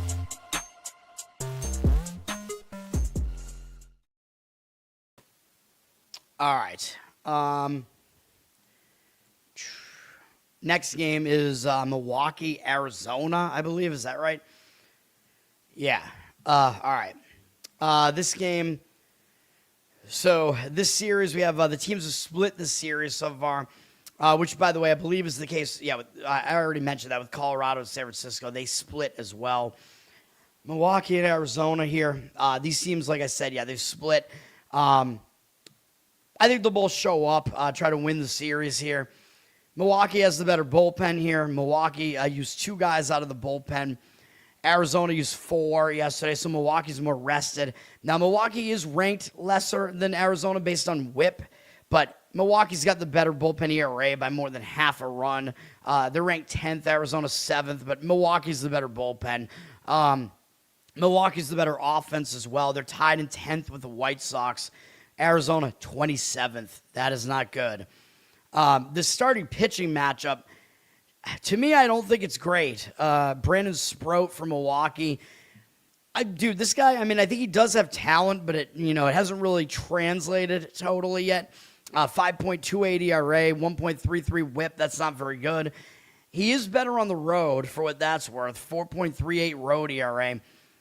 He's been pitching a little bit better recently. If you look at what he did in June, he had a low hit rate, 18 hits in 26 innings, 28 strikeouts, 7 walks, had a lot of strikeouts over his last couple of starts. He does seem to be kind of turning it around a little bit, and he had to go to the Rockies, to the A's. I mean, he pitched pretty well in both of those games, and that is not an easy task to go pitch in those stadiums. Then he absolutely dominated Cincinnati in Cincinnati, which is still not an easy park to pitch in, although they did get to him a little bit more the last time he pitched against them because he pitched against them twice in a row. Sproat may be turning it around a little bit here. He's got a high strikeout rate, so that does tell you he does have the ability to fool major league hitters. He's got a low hit rate. His problem is the walks, and he's allowed too many home runs as well. But the walks are really the main issue with him, so he's got to turn that around. He has not been good against Arizona so far, though. Only 14 at-bats, not a lot, but 357 average, 1223 OPS, 5-2 strikeout walk ratio. That's not exactly good. So I don't know what to do with Sproat right now, man, because he could be good. It looks like he's starting to turn it around, pitching better. He's in better form right now, but he doesn't have good matchup numbers here. Eduardo Rodriguez is pitching for the Dbacks, and he's got really good numbers this season, but I think he's definitely a regression candidate. We're going to dig into those numbers, the rest of the numbers in a little bit. 2.21 ERA. That's definitely misleadingly low. I will tell you that right now. His ERA is going to go up. 1.18 whip is still not bad, I know. He's been good at home, 1.78 ERA at home. He does look like he's pitching pretty well here, given that he's allowed one or fewer earned runs in all but one start. That was over the course of June. I mean, he did that. Really, he's pitched pretty well pretty much all season as far as not giving up a lot of runs. He's got a low hit rate, but his strikeout rate is very low. So Rodriguez E-Rod, he's a guy that used to strike out more guys than he does now. Like he was really good early in his career, at different points earlier in his career. He's had some surgeries. He's just not really what he once was. His walk rate is still a little bit high here, in my opinion. And, I just think something is going to kind of, I think he's going to regress a bit here. Like his hit rate was still low over the course of June, but his walk rate was way too high, and his strikeout rate was still low. So there were some concerns here. Numbers against Milwaukee are not great. In 89 at bats, 270 average, 779 OPS. So Milwaukee, their bats do get the best of them a bit. 18 to 15 strikeout walk ratio is really not good, although 8 of the walks are Gary Sanchez. But Milwaukee does get to him a decent amount there. So I think this game looks like an over generally as well. The money is agreeing with that. The total's at 9, 55% of tickets, 82% of the cash on the over. I think I agree with that, although both pitchers could do well here. Like, I think there is kind of a wide variance here. Like, this game is pretty unpredictable. Like, I think there's a wide range of possible results here, so I don't like games like that. 60% of tickets, 73% of the cash on Milwaukee at minus 120 something. I don't know what to do with that. The odds makers are telling you Milwaukee's the better team. Yes, they are. They have the better bullpen. The starting pitching matchup is probably a lot closer than the ERAs make it look. So I will say that there isn't that much of a gap between these two starting pitchers. Their ERAs, I think, are a little bit misleading on both sides. And Milwaukee is the better offense, too, like I said. Miami at the A's. Gage Jump is pitching, man. I don't want to jump on him in this one, though. I'm going to stay off of this one, but the A's are trying to avoid getting swept here. So maybe there is something to looking at the A's here. Miami is playing Seattle next, I think. I don't know how big of a deal that is. But, will Miami overlook the A's after winning the first 2 games of the series? Maybe. Miami does have the better bullpen, but they used 4 relief pitchers yesterday. The A's, where are we at? If this would load, come on, man. Wasting my time. Oh, my God. Hopefully my internet is still working. Hopefully you guys can... Am I still live here? Like, what's going on? Yeah, the A's use 3 relief pitchers. All right, whatever. Miami is ranked 2nd in bullpen. I don't think they're quite that good. They're a pretty good bullpen, but they're not that good. The A's, number 24, though. So, yes, obviously Miami is the better bullpen. A's are 9th in offense. Miami is up to 12th. I don't know if Miami's really that good offensively either. This is definitely an offensive stadium, though. But both pitchers in this matchup are pretty good. Yuri Perez is pitching for the Marlins. 4.21 ERA, 1.21 whip. He's not bad. He's still really young, man, even though it feels like he's been in the league for a long time. Because I think he came into the league when he was like 20 or 21. And he's already had Tommy John surgery and stuff. His ERA on the road is not good, though, 5.35. So he pitches a lot better in Miami where it's more pitcher-friendly. He walked 4 guys last time out in Coors Field. It was good that he held the Rockies to 1 earned run, though, in Coors Field, so that was good, but he was wild. After he didn't walk anybody in 3 straight starts, he had some wildness come up in that game. His wildness is his main issue. He's not very hittable. He's got a low hit rate. His strikeout rate is high, so he's got good stuff still, but his walk rate is too high. And as far as this stadium goes, he's allowed a decent amount of home runs. I know he was good in Coors Field. He allowed 1 home run in Coors Field, though, in that start. But he's got a high fly ball rate, dude. So that's not exactly great for pitching in these stadiums like this. The A's stadium, very, very home run friendly as well. His numbers against the A's are good, though. They have a really small sample size. 3 hitters have seen him, 7 at bats. The only hit is a double from Langoliers. 2 strikeouts, 1 walk, 143 average, 536 OPS. So Perez might have a little bit of an extra advantage here. So part of the reason I don't want to jump on Jump is I think Perez might pitch well here because he is pretty good. I know his fly ball rate is a concern, but the A's hitters haven't really seen him, so that might be a little bit of an advantage. Same advantage is going to be the case for Gage Jump. Jump has been good so far, man. You know, I've given out, I think, 3 winners on the show with Jump and maybe 1 push. Like, I've given out plays on most of his starts. I'm not going to do it here, though. 2.93 ERA, 1.13 whip. He's better on the road somehow. Or no, excuse me. He's worse. Yeah, he's worse at home. What am I saying? Yeah, he's at home here. What am I saying? His home stadium's bad. It's the A's stadium. Yes, he's not as good here at home.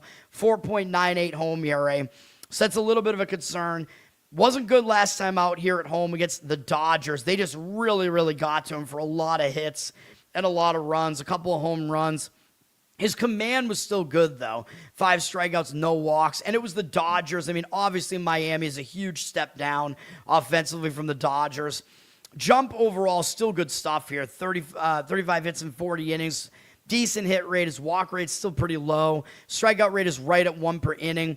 He's not that extreme of a fly ball pitcher. In fact, he's only allowed 2 home runs this entire season, and they were both in that game against the Dodgers, so he hasn't been allowing home runs other than that. So maybe he does have a slight advantage here over Perez.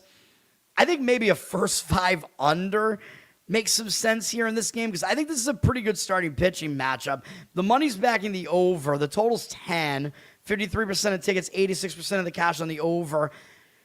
Maybe, I mean, it does make more sense to go over full game, of course, because you get the A's bullpen coming into play and whatever, but I think under first 5 makes some sense, and it's going to be a high number, probably like 5.5. I think, you know, I know it's a very hitter-conducive ballpark, and I really don't jump on unders like that in stadiums like this, but this starting pitching matchup to me looks like it may get there with an under in the first 5. So that's what I'm talking about there. Saab, what's up?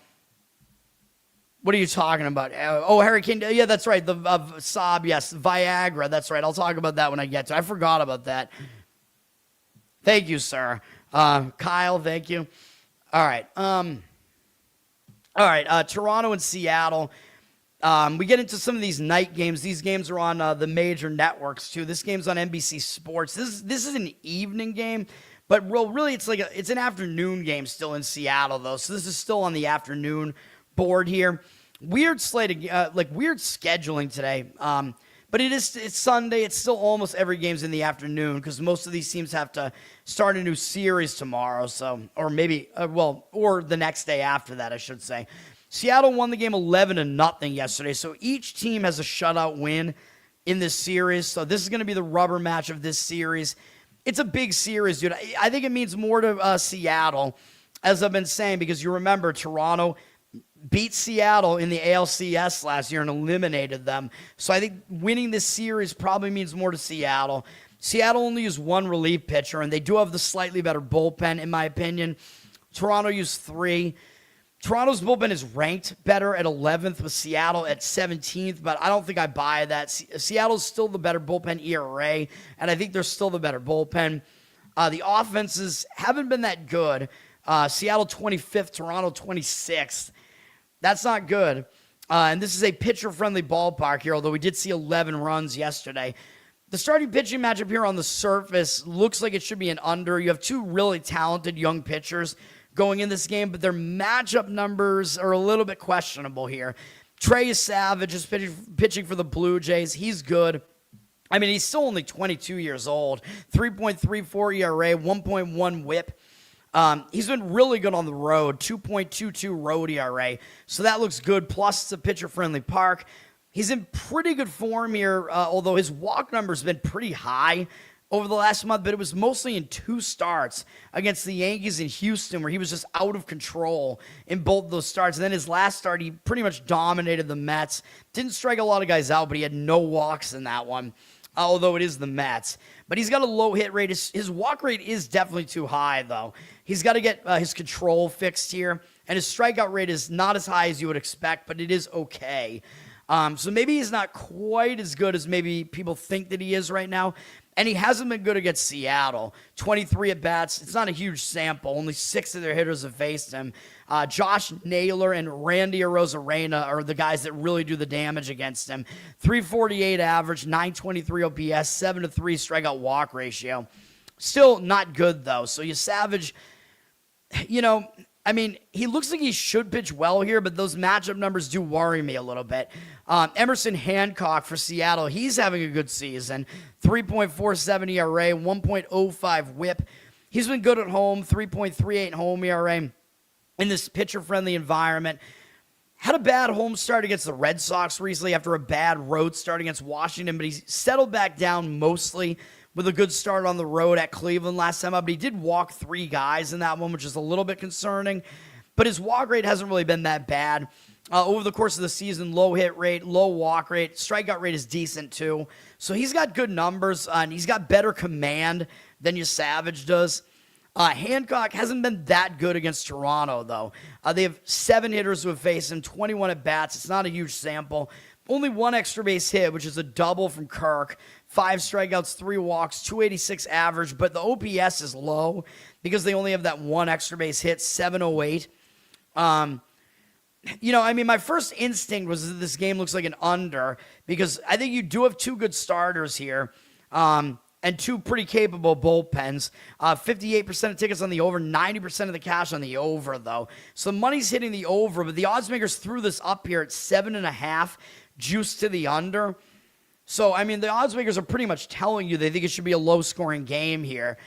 So, I don't know. The under still makes some sense to me here. The money is backing Toronto. I don't think I agree. 67% of tickets on Seattle, 68% of the cash on Toronto. Some of it is the price. Seattle at minus 130. I think probably the feeling is, well, you're going to give me a Savage as an underdog, Maybe that's why the money's going in that way. But I think Hancock does have the matchup edge here, as I just showed you the matchup numbers. He's been better with his command, and Seattle, I think, wants the game more because it's still that revenge spot, which I think, revenge is overstated, but when it's the team that eliminated you last year, I think it does matter a little bit more. So I have a slight lean towards Seattle in that game. Probably full game because I do like their bullpen as well. San Diego and the Dodgers. This is one of 2 night. Well, I don't know. This, I guess, doesn't qualify as a night game. It's on NBC. But this game, I think, it's a late afternoon game because it's in LA. So I think the real night game is still the Red Sox game against Anaheim. Great game there. Dodgers, San Diego. Dodgers are on the verge of a 4-game sweep here, and they're 14 games ahead of Arizona now, and 15 games ahead of San Diego. Dude, I thought San Diego was still in second place here in the NL West. This is getting ridiculous. The Dodgers are going to go into cruise control mode at some point here. They may overlook San Diego here in the last game of the series.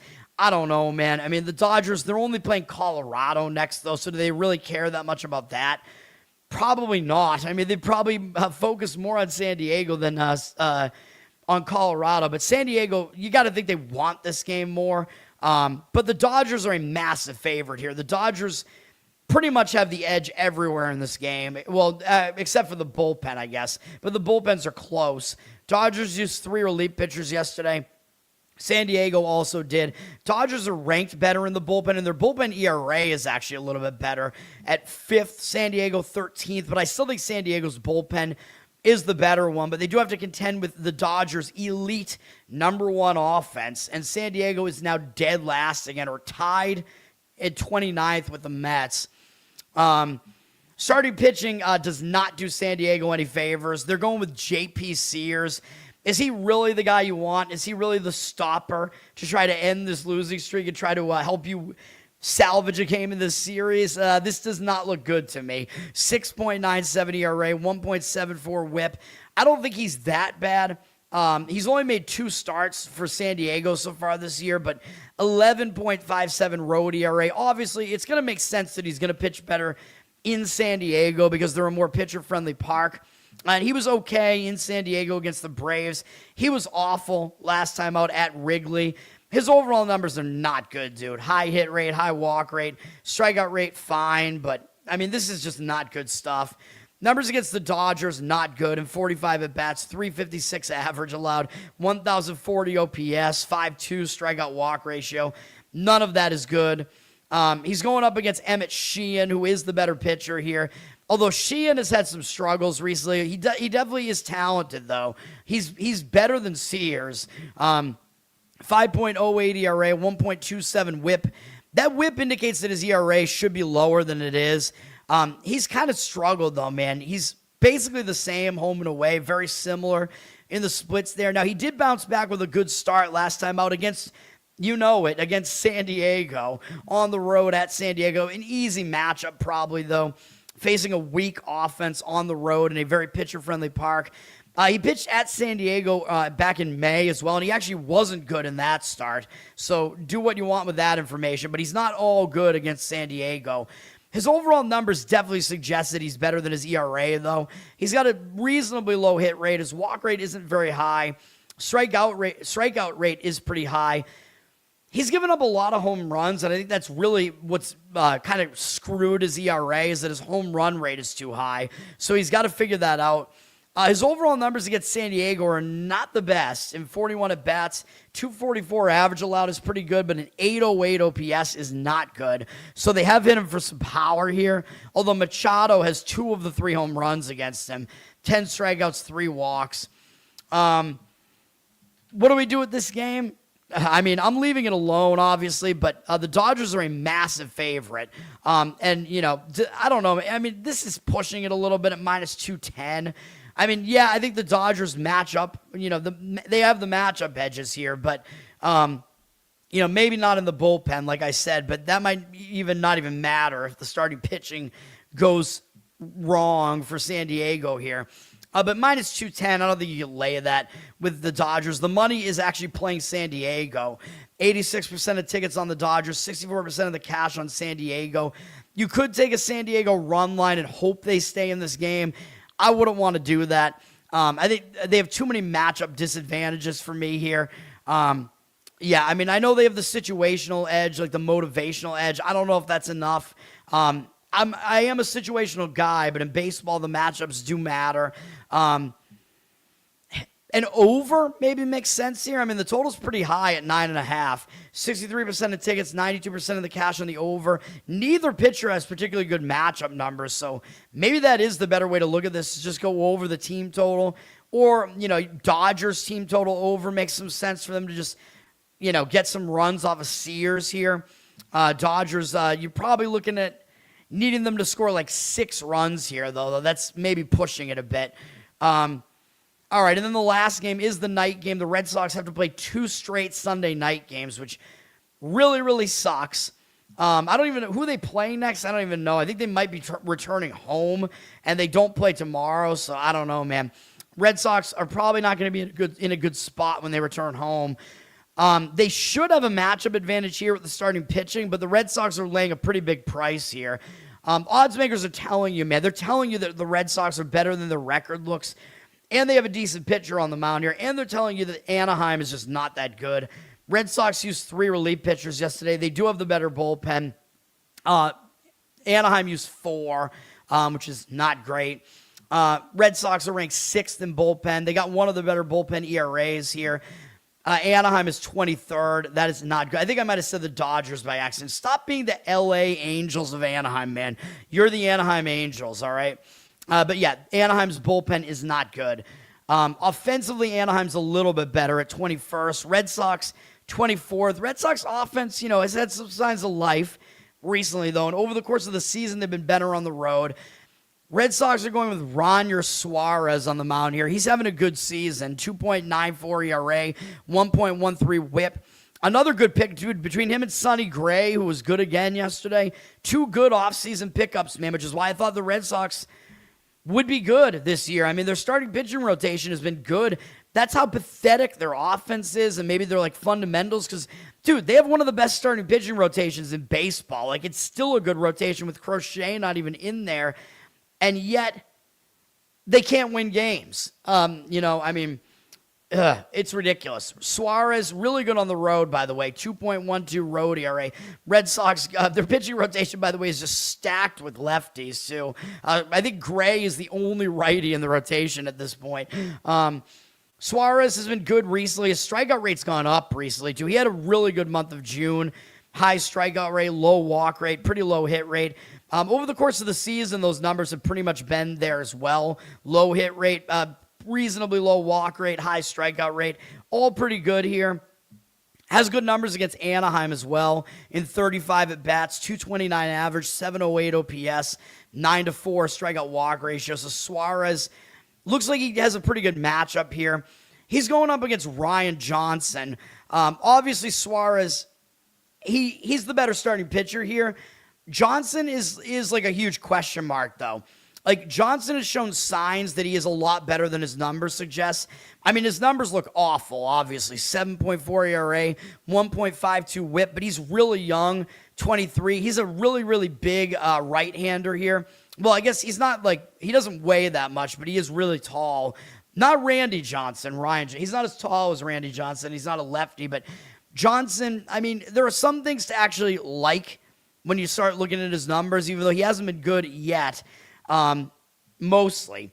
6.55 home ERA. It's bad, but he is still way better at home than he is on the road. It's a small sample size, but his opponent batting average is way lower at home at 220. So he actually has been better at home.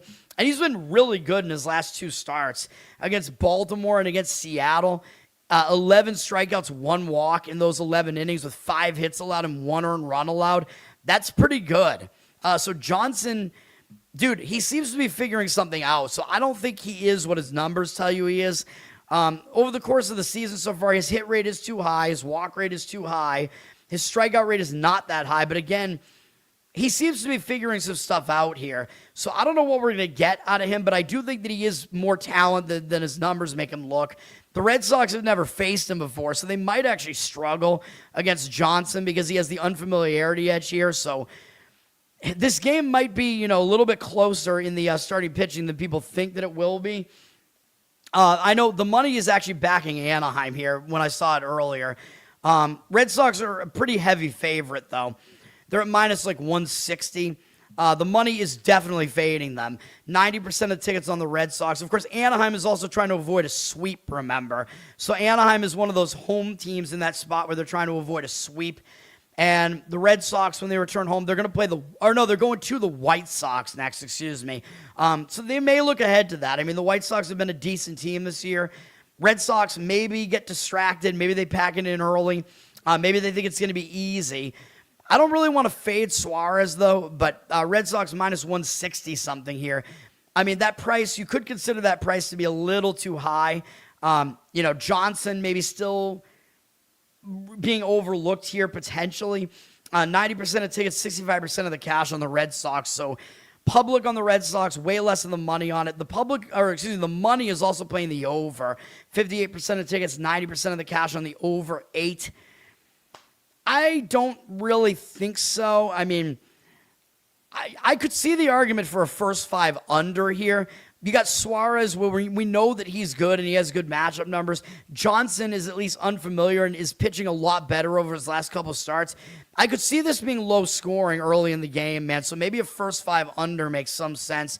And if you're going to play Anaheim, I would still limit it to the first 5 as well because their bullpen is just too bad. But Suarez may still be the better starter here. And the Red Sox do have a bullpen advantage. So, I don't really want to play Anaheim there, even though they may have a situational advantage there. All right. So I just have the 2 plays in baseball. Let's go to WNBA. There are 2 games. One in the afternoon, which is Dallas and Toronto. Now, Dallas, I think this will be the first time they're playing in Toronto. So they may be at a little bit of a situational disadvantage because they're going to have to go through customs here. Toronto has not played since before the Commissioner's Cup break, so they've been off for more than a week, but they did lose their last game at home, so they haven't even traveled, so they're staying at home.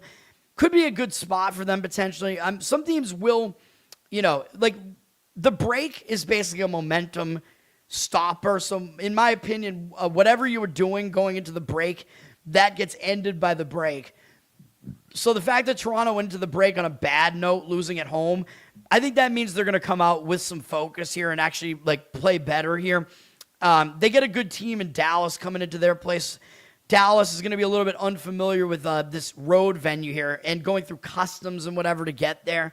So a different spot for Dallas. However, Dallas has some advantages in my opinion too, because they did play already out of the Commissioner's break on Thursday. They're not going to be they're not going to be overworked or anything. They're not, unrested because they did have a break prior to that game and they didn't play well. They barely beat Connecticut. So I think Dallas might show up after a bad performance against the worst team in the league. They might show up with a better effort. However, they do have a huge game against New York next on ESPN, so Dallas might look ahead to that. So I would have a slight lean towards Toronto here. I'm not going to play the game, but that would be my slight opinion here. Dallas is public, 83% of tickets, 88% of the cash on them. They're laying 5.5. But I think I would lean towards taking the points with Toronto. Although the money looks like it's slightly on Dallas, but they are public. The total here is also ridiculously high. The money has slammed the over. The total opened at 181.5, and I think the highest total we've seen all season is 182. This total's all the way up to 184.5 now. So the money has really, really blasted the over already. So there is a strong professional opinion, it looks like to me, on the over here. And I think it makes some sense. I think you're looking at two pretty bad defenses here. So it makes some sense, maybe the over there. But you've lost value. You really needed to get to that when it was at 181, 182. Now that it's at 184, I think you've lost too much value on it. Or 185 and a half at some of these books. Yeah, so I mean, I might lean over there just because of what I see in the market. The fact that the total is that high, but I'm staying away. The other game, the night game on ESPN and Disney Plus between Indiana and Vegas, this has a really high total at 181.5, and that seems a little crazy to me because both of these teams are actually going to be without their best player. Caitlin Clark is still out. I thought she might be back, but she's not. Las Vegas is without Asia Wilson still. So they're not playing in this game. So great ESPN game where the one draw of this game would have been that you get to see two of the best players in the league, and they're both not playing, so that's great. Vegas is the better team, although the odds makers are kind of telling you they don't really have a significant advantage here, especially with their big woman, Wilson, out. She dominates on the interior, so that is a big blow to Vegas without her. Now, Vegas did just win against Chicago in that game where I give out a play on the show, but I tracked it as a no play just because I said wait to see if you can get this, still get either a 7.5 or maybe a 10.5 if Wilson was coming back. It didn't happen, and the number tanked to 4.5, and there's no way I would have recommended it 4.5. However, that was this game against Chicago. Chicago should have covered, dude. I mean, they took the game into overtime. They had the lead in the fourth quarter. Very, very irritating. If you had Chicago plus 7.5 or something in that game, you got absolutely screwed. You took a ridiculously bad beat, losing by 8 in overtime on a final foul with 11 seconds left. Just ridiculous. Vegas is coming off that game.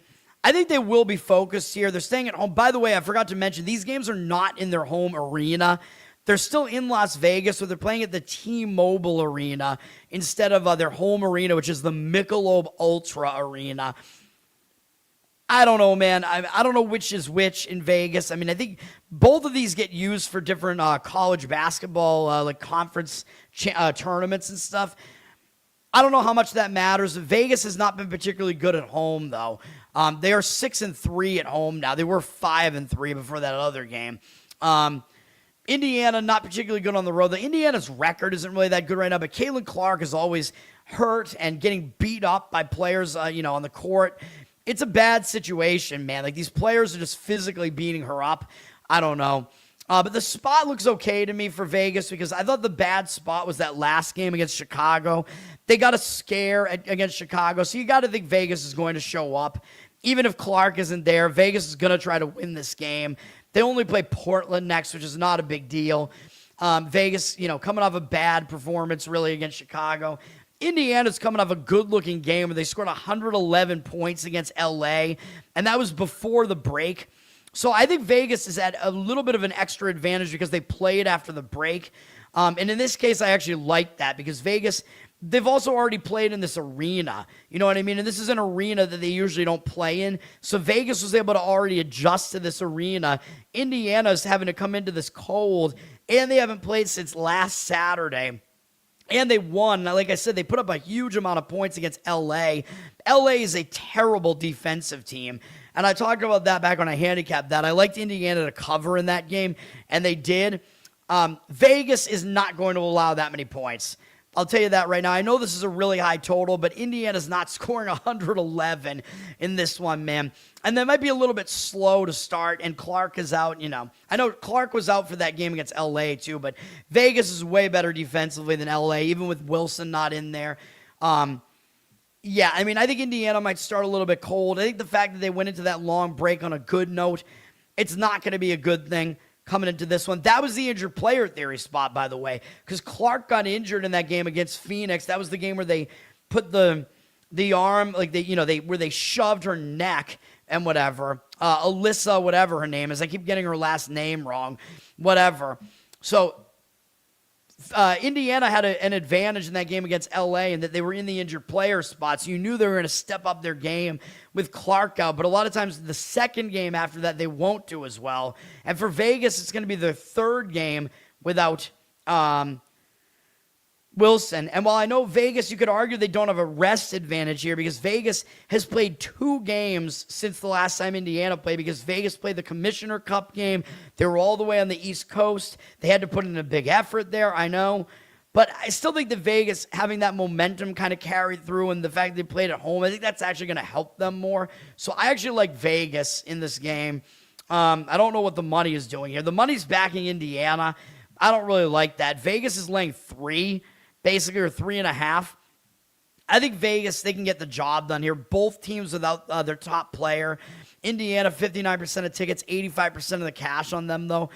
I don't like that market read on Indiana, so I kind of disagree with both market reads here. I like Vegas at home here.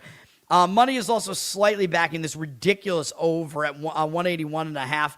The other one's more ridiculous, but this one is also really high. So odds makers telling you that they think it's going to be a high-scoring game. I'm not so sure about that. Maybe. Maybe people are overreacting to the fact that both star players are out here, Wilson and Clark. But the scoring is going to come from somewhere, so maybe the game will still be higher scoring. But I don't know, man. That total does, to me, look too high given what's going on there. All right, World Cup. I'm going to give out a play in the first game here. Both games on Fox 1, Telemundo. First game is Brazil and Norway. Both teams, I think, are coming in from Texas, I believe. So they both have a similar travel spot, playing in East Rutherford in the New York area for this one. To me, there's one thing that I really see going on in this game. And basically what's going on is everybody's talking about how Argentina wants England to beat Mexico because they want England to knock out Brazil. That's what everybody's talking about. And I'm like, so everybody's just assuming that Brazil is going to even be in that game. Everybody's just giving Brazil this game automatically, basically. And if you saw my bracket, I actually took Norway in this game, and then I took England over Norway in the ensuing match. I think it's kind of ridiculous that everybody's just assuming Brazil. People think Brazil is better than England, and I don't think they are. And I'm going to talk about the England match in a bit, and I know they're not really much of a favorite in that one, but the reason is where they're playing the game, which I wasn't really aware of when I filled out my bracket with England as my, value champion. England is going to have a tough time today, but I'm talking about Brazil-Norway. I'm going to give out Norway either win, draw, or plus to have goal. And remember, this is only in the first 90 minutes. I'm going to take Norway to be close with Brazil. through that stretch of the game, man.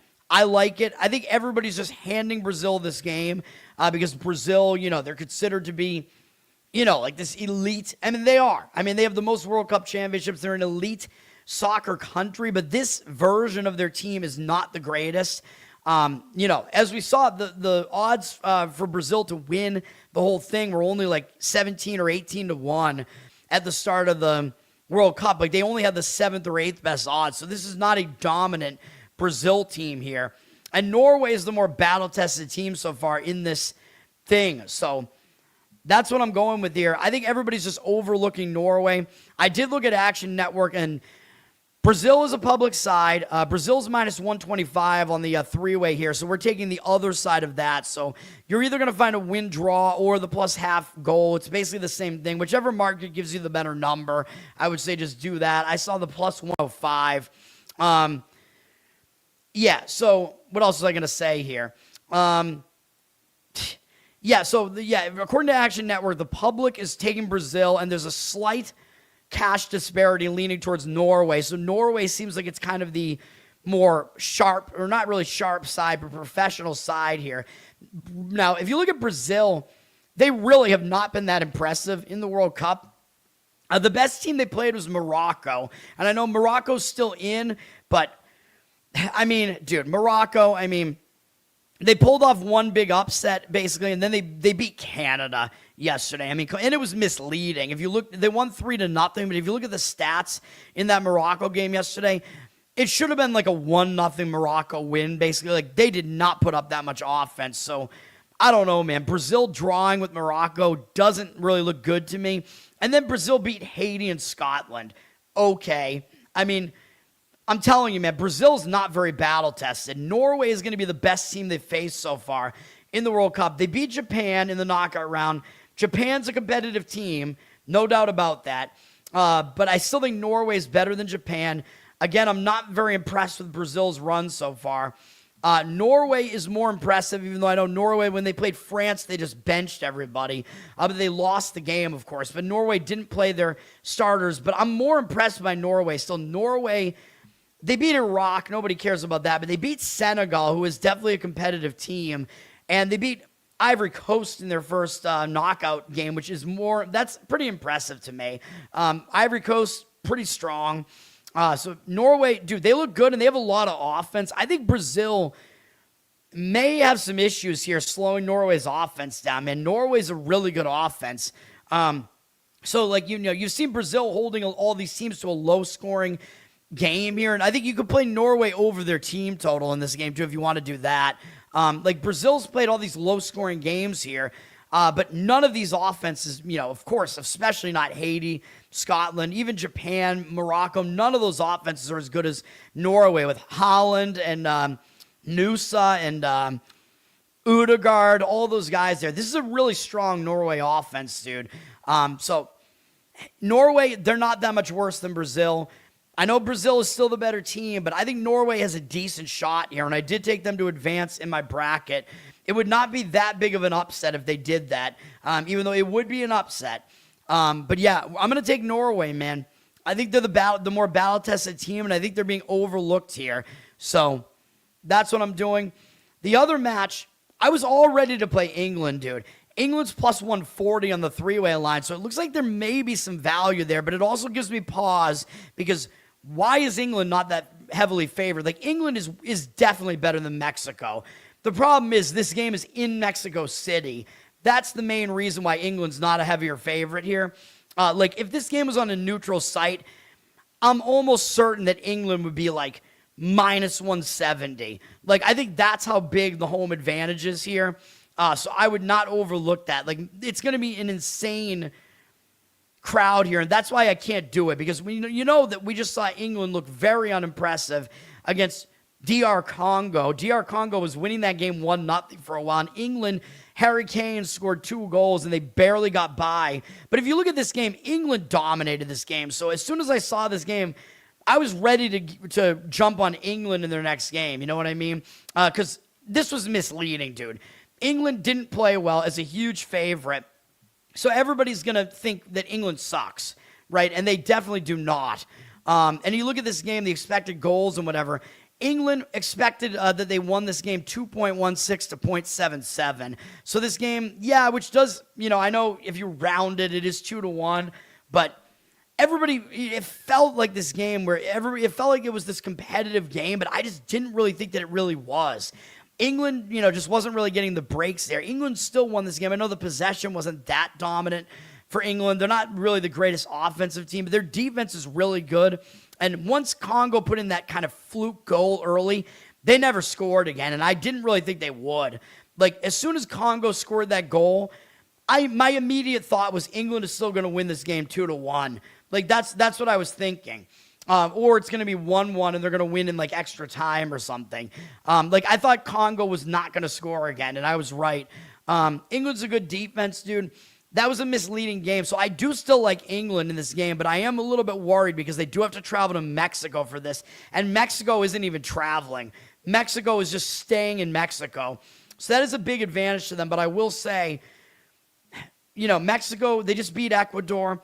I almost gave up Mexico as a play there. I'm pissed that I didn't because Mexico was good in that game. Things got a little bit feisty at the end. Ecuador got a red card in extra time there when the game was already over. If you look at what happened in this game, though, it wasn't domination by Mexico. Expected goals 1.05 to 0.75. Ecuador won the possession battle, 57% to 43%. They just didn't really get any chances, but Mexico really wasn't putting up a lot of offense, dude. Mexico only 3 shots on goal, 2 big chances. That's not great. So there wasn't really a lot of offense here. Mexico really didn't dominate this game.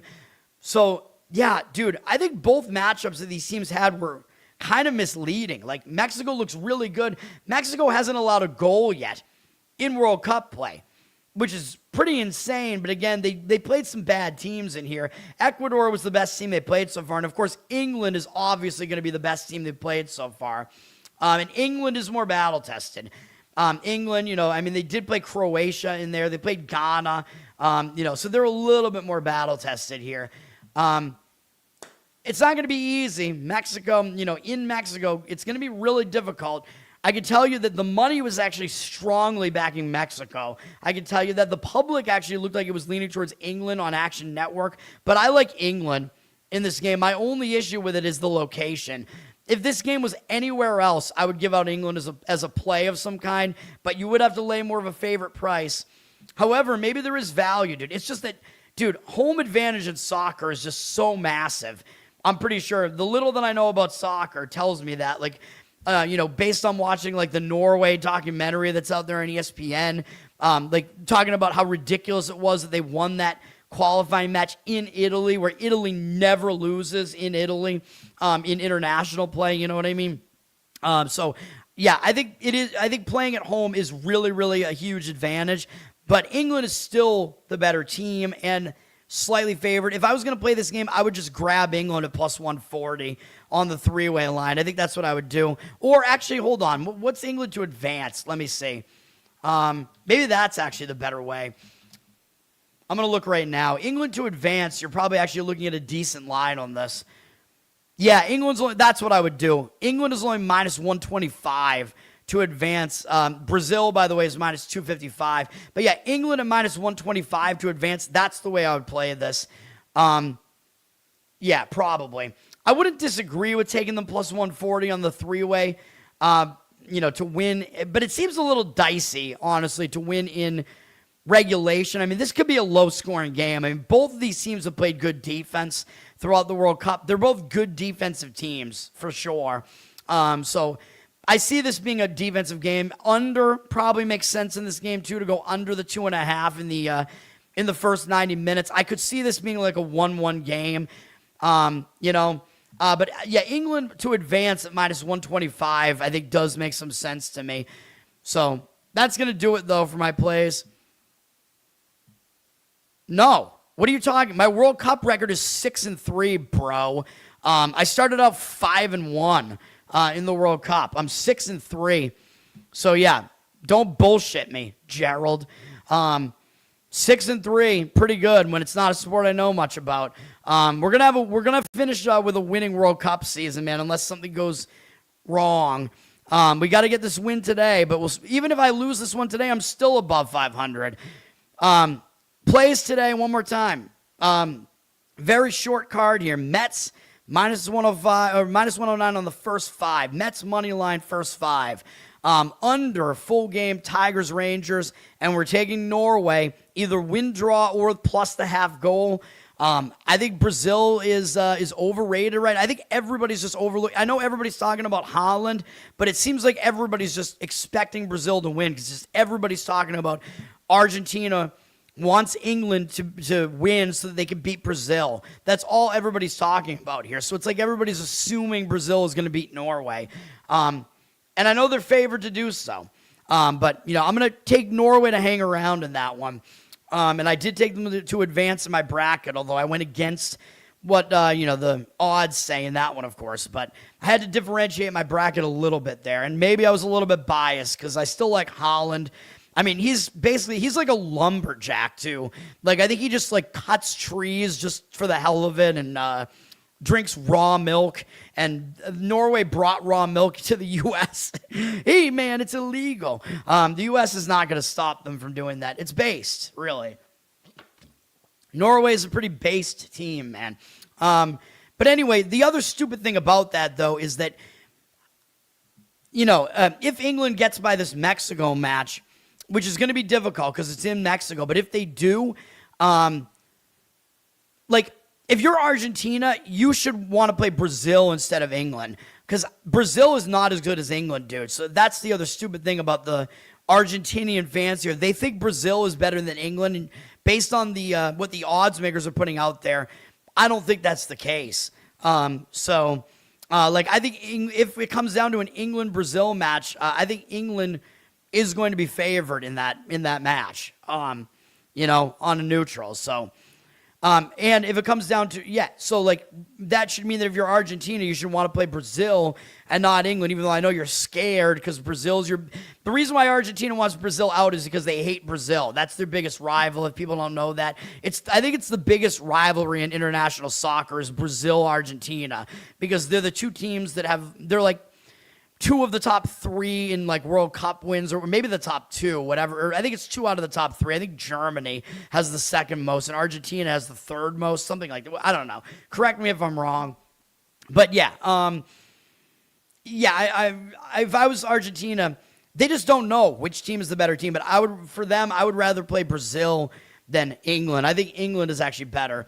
And people don't think that because England plays like a defensive style. Anyway, that's going to do it. Learn to Toad on Twitter. Learn to Toad on Instagram. Follow me everywhere. Subscribe to the channel here. Get up to 500, man. Let's do this. Listen on audio, Apple, Spotify, Spreaker. Covered in Uke on YouTube. My voice, I got to get it back. So I probably got to stop doing the show. Dude, I got to stop, yelling into the mic. I don't know, dude. I'm a loud talker. I don't know what to tell you. I don't know. Maybe I should put my headphones back on, and maybe that'll help me limit my voice a little bit because I could, put my monitor up and hear myself here. I don't know. I got to figure out something. But I don't like wearing the headphones because my head gets really hot. It's like wearing earmuffs, man, in the summer in 100-degree heat up here in Boston. I don't want to do that. Although I have air conditioning. This isn't Europe, so I have central air here, baby. What else do I have to promote? Oh, yeah, patreon.com/learntotode. Check out my Patreon. I know I haven't been able to do the uke stuff because of my voice, except for stuff that doesn't pressure my voice. I can't do anything even remotely high right now, though, vocally. What else do I have to say? I don't know. I'm all over the place this morning. Losercast Tuesday, and I will be on Here's the Thing, I think is what it's called. The Pick is In podcast, guys. I guess do another show.